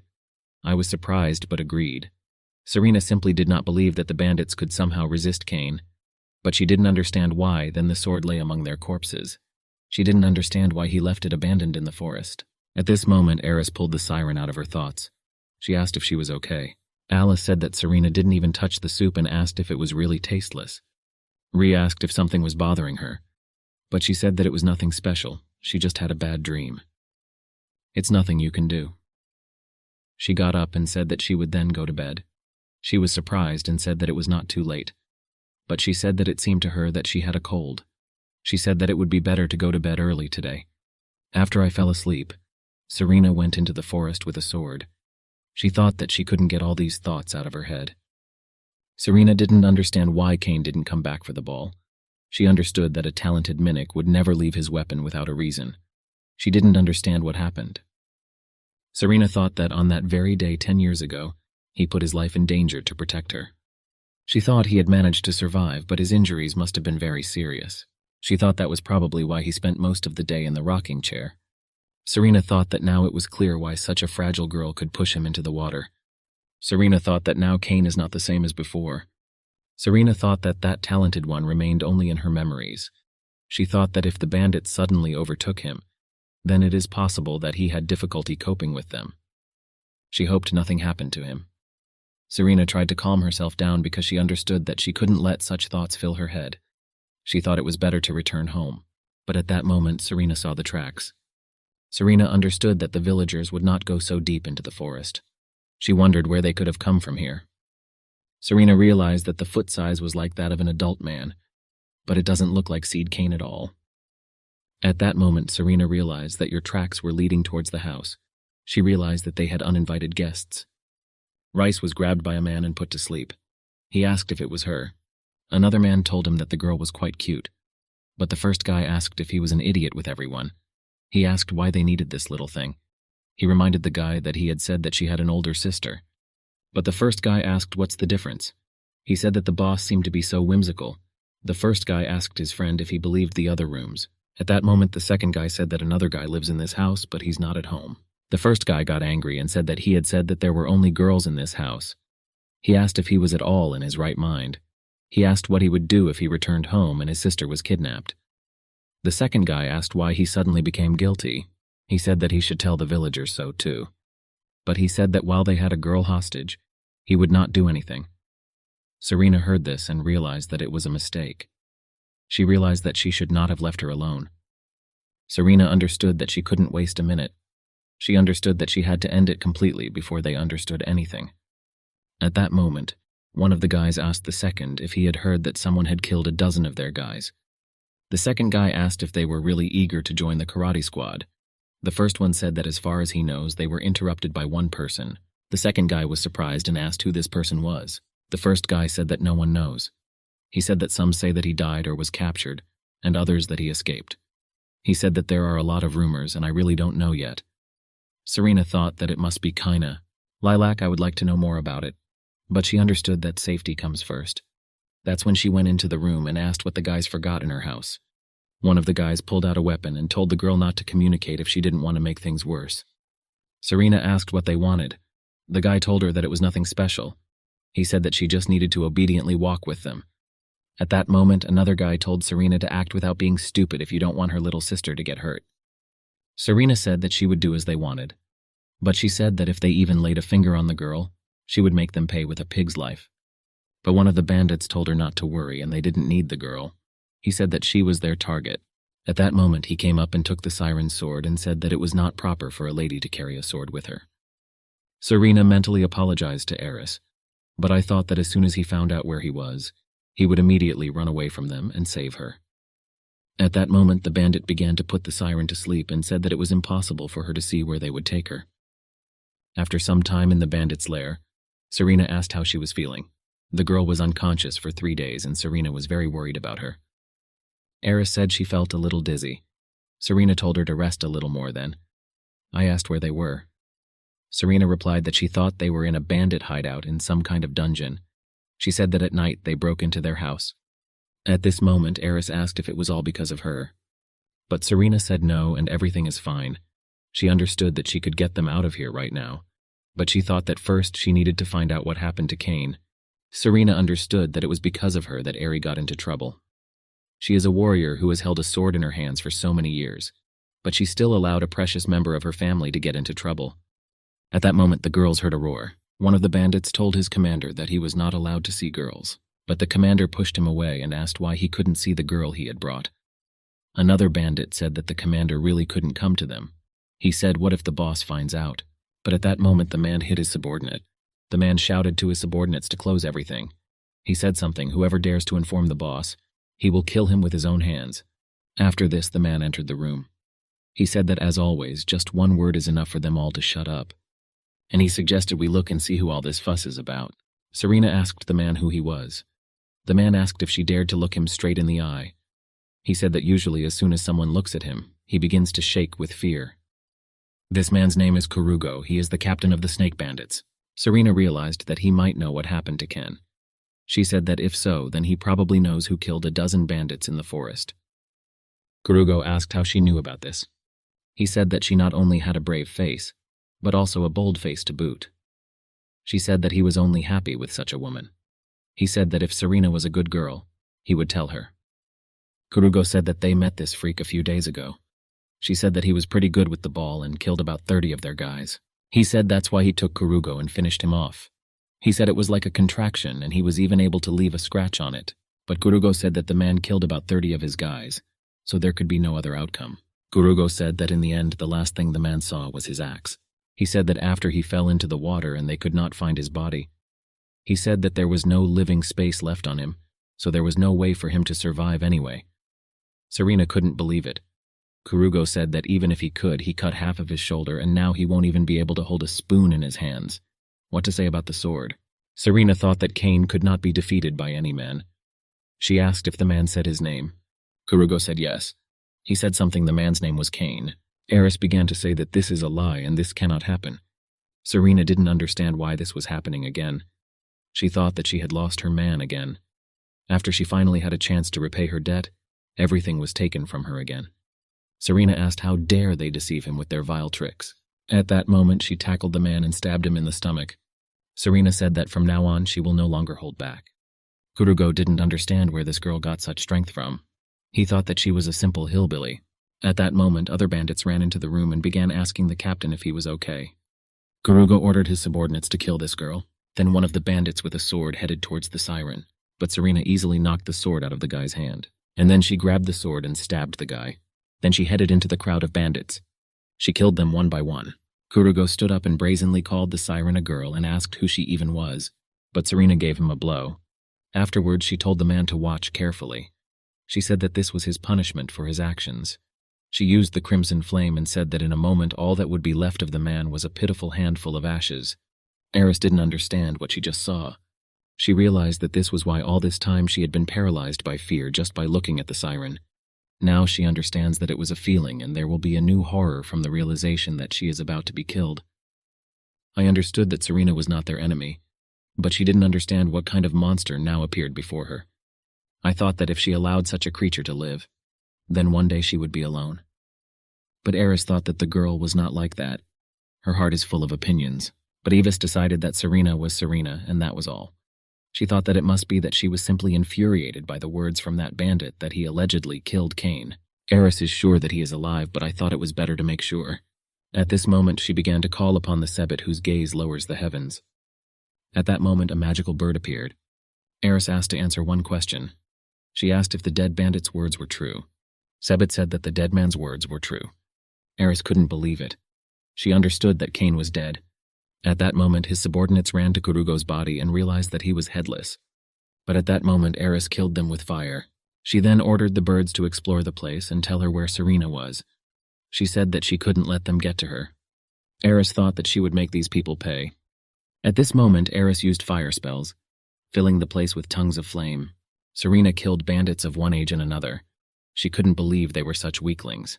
She didn't understand why Cain couldn't deal with them. After all, he was the man who taught everything. Even more mercenaries came running and began to attack the girl, but she easily repelled the blows, instilling fear in them. Serena then used flames, killing everyone one by one. There was only one man left, and Serena threw at him. She said that then he would feel her revenge fully, but the man managed to block the blow of the siren, which shocked her. Serena thought it was pretty good. She knew the moment when it would open and struck, but he managed to block it. Serena thought it must be just luck. Then they began exchanging blows. Serena decided to find out how long the man could hold out. The mercenaries were perplexed by the fire, which they could not put out. I thought they were idiots. After all, she understood that even God could not extinguish the flame of Acnal. She asked if they really thought they could escape. She then killed all the mercenaries in her field of vision. At this moment, Aris sent a magical bird. She asked how far they were from the siren. But the bird said no. She said Serena is there now.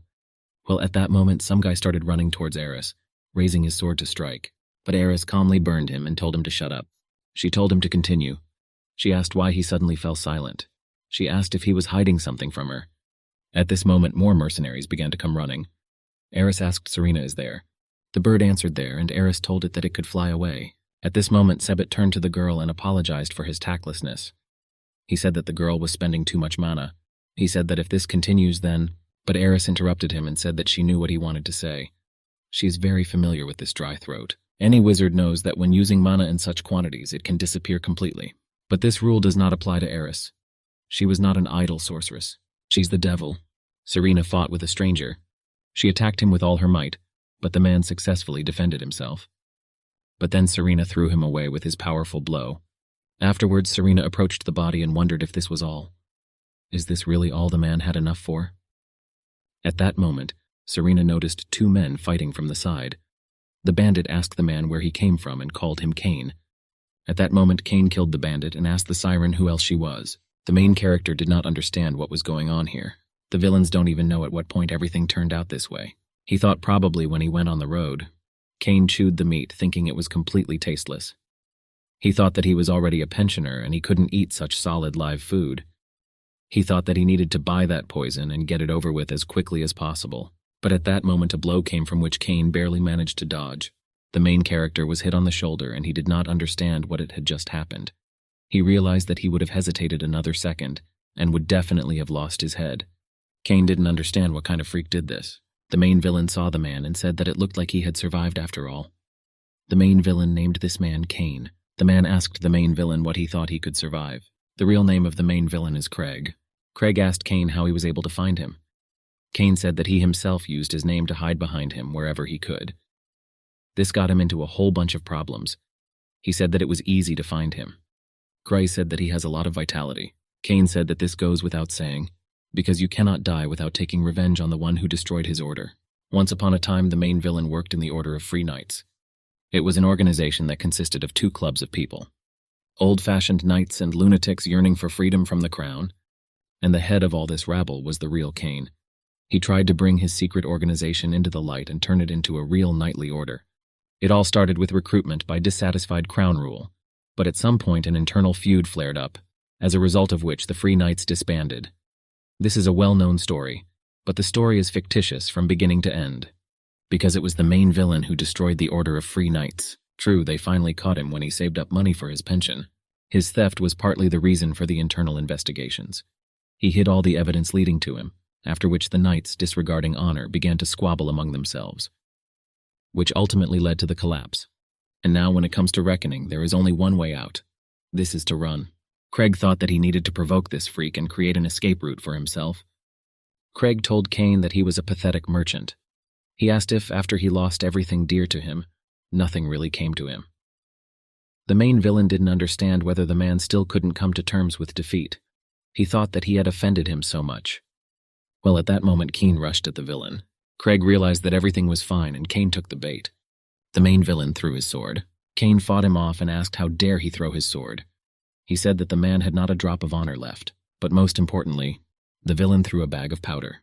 Cain thought he threw it at him to distract the demo sparks. I didn't understand how a knight could do this. The main villain thought that the man was very easy to fool. Cain shouted at him to fight honestly, but most importantly, the villain thought that he was completely unfamiliar with the concept of honor. He thought that if a man is looking for a fair fight to improve, let him challenge his own reflection to a duel. Cain ran all night with an empty stomach and did not understand why he was suffering so much. But when he reached into the bag, he discovered a hole in it. He realized that his two precious treasures were missing. He understood that this embroidery could be sold for a very high price. But Craig thought he needed to calm down. He thought that at least he had escaped death. He understood that, of course, money is very important, but nothing can be more valuable than his own life. But most importantly, the villain thought that this was another excuse for me and that embroidery was priceless. He decided that he needed to return. I thought that either he would die in poverty or that freak would run him over and kill him. It made no difference. Craig asked why he had all this suffering at such and such an age. I didn't understand at what point his life had come to this. After all, in his youth he was called a child prodigy. He has built many secret bases in the past, and he was a real king who could do absolutely everything. Craig thought that who would have thought that he would end up facing such suffering? He understood that his treasure must be here somewhere and he needed to take it and dump it right away. Well, this moment Craig has a lot of corpses. Arriving past the corpses, he realized that it looked like only bandits were lying there. It was at this moment that he saw wounds on one of the corpses. He realized that no matter how you looked at it, only one person could do it. At this moment, the main villain thought that if he fought with 20 bandits, they would probably kill him. But he didn't see his body and couldn't understand where he had gone. But the main thing the villain understood was that, be that as it may, even if they didn't kill him, he certainly didn't escape without wounds. Creek understood what must have happened. He still managed to get away. I left such a mess behind for him to clean up. The main villain thought that if his treasure was dirty, he would be furious. Craig didn't know if Cain would return, so he decided that he could quickly find his treasure and run away. But I couldn't find him. He didn't understand where she had gone. The villain thought that Cain stole his treasure. Afterwards, the man listened to all the steps and he realized that someone had returned. He realized that he didn't even have time to catch his breath. At this moment, 2 mercenaries approached the pile of corpses. The first one said that he thought it was impressive. He said that one person put them all down. Another guy asked how they should conduct business if someone like him was walking around. But the first one asked. In the end, the elder one finished him off correctly. He said that in the end, it turns out, but that's not how we played.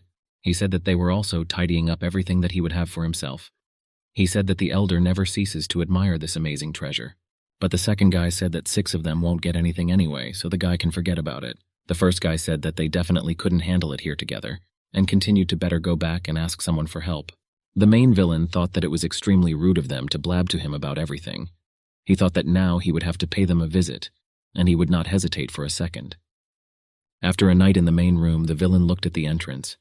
He thought that judging by what he heard, it seemed like there were a lot of people inside too. He understood that one mistake and he too would be sent to the next world. A strong hero could defeat them in a fair fight. But Craig is a villain, so this is not for him. And as you know, villains have their own methods. After the main villain found a secret entrance, he knew that there would be a secret entrance to this place. Now his soul was calm. The main thing is that the villain himself did not upset the secret hideout and knows all these tricks. Afterwards, the villain went into the room and wondered what kind of room it was. He thought that perhaps the elder bandits lived there because it was very clean around. There was a 3-level lock on the door, and how the villain thought if there was soundproofing. There were 12 sheets of paper on the table, written in Black River font. The main villain realized that it didn't look like they were just village bandits. But at that moment he realized that a village bandit would definitely not be so smart. The villain realized that, apparently, you need to be night wanderers to decipher all this. Well, at that moment the doorbells began to open. The main thing is that the villain understood that he needed to run away, but at that moment another man came out of the secret passage. The main thing is that I didn't understand where he came from. Craig didn't understand what to do now. He understood that he didn't even have time to think, and I could only move by instinct and improvise. After the main villain threw knives at the man, he easily beat them all off. At that moment, Craig attacked the guy with a sword. Afterwards, he let go of the sword. Then he punched an unknown person in the stomach. The main villain understood that it seemed he hadn't checked there yet, but he couldn't do it anymore. He threw the unknown person into a secret passage, and he himself said that it was time to try on a new mask. At that moment, an unknown guy entered the room and addressed the main villain. He called him Mr. 12th. This bandit's name is Everett Blood. He said that he would like to pay his respects to the man. The main villain did not understand why the guy also knelt down in some 12th. At that moment, Craig thought that they were not just bandits, but intermediaries of an evil crime syndicate. Craig understood that this bald man also looked like a seasoned man and a warrior. Although, apparently, he occupies far from the highest rank, he knelt in front of him. But it must be. Maybe the scale of this organization exceeds the Night Guards, the most famous bandits. Craig wondered what kind of snake pit he had fallen into. The bandit said that as the man asked, they searched all 4 regions of the Duchy of Reuben. The main villain did not understand what kind of key this was and the score throughout the duchy. He wondered what treasury he was opening. The bandit said that the man was not upset because by the end of the month he would not necessarily be found. Cain thought that since the guy was below his rank, it would be enough to just throw him away because there was no need to answer him. The bandit also said that they successfully got rid of the captain of the Free Knights who had not fled. He said that, however, he fell into the river, so they cannot be completely sure of his death.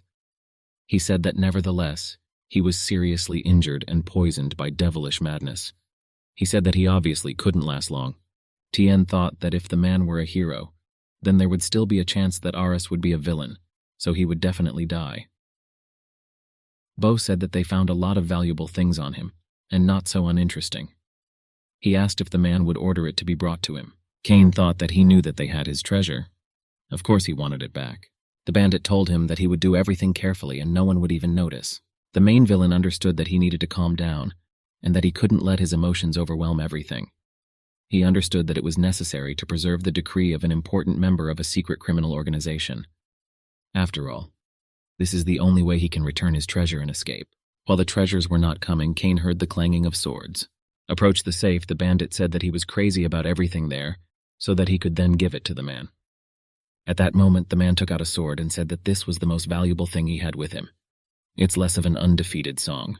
Cain realized that the guy gave his sword to this brat. The bandit told the main villain that as he knows, the undefeated song is one of the 2027 greatest balls of these lands. Long ago, the dark magic that destroyed the kingdom of Rhubarb was played on this ball, and with the words that they carried her, the end became inevitable. Cain understood that this was truly a valuable treasure. He thought that he would definitely be taken care of. Kent thought that this was the treasure he came for. But at that moment I noticed how the bandit was throwing away his scarves. Cain wondered if he even understood how valuable these things were. He didn't understand how they dared to treat his treasure like some kind of rag. Cain thought that maybe the 3rd grade is not a bandit who washes the scarf and then hopefully sells it. At that moment screams were heard and the bandit said that he would go there and check what happened and then return. Cain understood that judging by the sounds there was some kind of mess there. He thought that perhaps he should take advantage of this to avoid it. Well, at that moment the main villain was attacked. He understood that they were clearly aiming at him. If he had hesitated even for a second, he would have definitely been killed. At this moment it is unknown, and he said that this is where they are. Unscrupulous people who treated other people's things so brazenly. The unknown person said that he is the one who will send him to the grave. This is the captain of the Free Knights. Cain did not understand why this man survived and how he even managed it. The main villain thought that he definitely had to die, and this is just a miracle, nothing less. At that moment he thought it was a heroic miracle. Cain understood that apparently the man was now in a trance. It was clear from his eyes that he was an idiot and did not realize what was happening. Trance is a state in which one loses contact with the mind, and a person gets the opportunity to go beyond the limits of his physical abilities. And in other words, he becomes superhuman. But there is a downside to everything. At that moment the man told Cain to attack him because he would slit his throat, gut his lungs, and rip out his heart with his bare hands. The man falls into complete madness. Cain didn't understand what to do and thought to just run away. He decided to do just that, but he understood that he needed to wait for the moment to run while these two were busy with each other. Well, at that moment his body flew in. He realized that this was the guy from whom he took off the mask. He didn't understand where he had fallen from because they were walking along a secret passage. But at that moment, Cain saw the siren. That's how it all happened. Cain did not understand why nothing ever goes according to his plan. I didn't understand how he had to leave now, when there was also a heroine here. Cain understood that apparently she too had fallen into a trance. Cain understood that the bandit was killed and that meant he was next. He thought that it seemed like all he could do was pretend to be dead. He thought that since they were both heroes, they shouldn't care about the lifeless body. At that moment, the man asked the siren who she was, and what's wrong with her look. She said that she just appeared and is already annoying. He said she didn't look at him like that. After them, the battle began. Cain looks like this is his chance to finally escape. He thought that, especially since both of them were his enemies, and now they had completely gone off the rails, he thought that if they killed each other, his life would become much easier. Cain saw that Serena was using a shroud of fire. He was surprised because he didn't think that the technique was familiar to her. At that moment, the man began to run towards the siren, shouting that she would not leave him. Cain realized that this was his chance. He thought that perhaps the first and last because they were clearly not going to come out of their trance. Cain hoped that the two would kill each other. At that moment, Aris ran into the room. She saw that Serena was in a new battle against the bandits. She thought that she needed to help her. At that moment, fire appeared, which left Cain perplexed. He realized that he couldn't even move.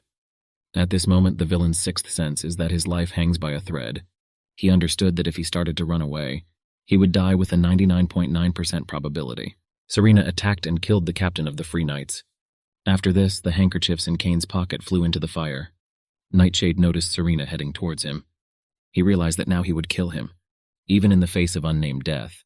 It happened that the villain activated his instinct of self-preservation. After all, even despite the 99.9% probability, there still remains a 0.1% chance of an irrational belief that a fatal blow may remain just another blow. Cain understood that there was only one way to dispel all doubts in his head. He understood that it was impossible to influence him in any way. It is impossible to escape this blow, or block it somehow.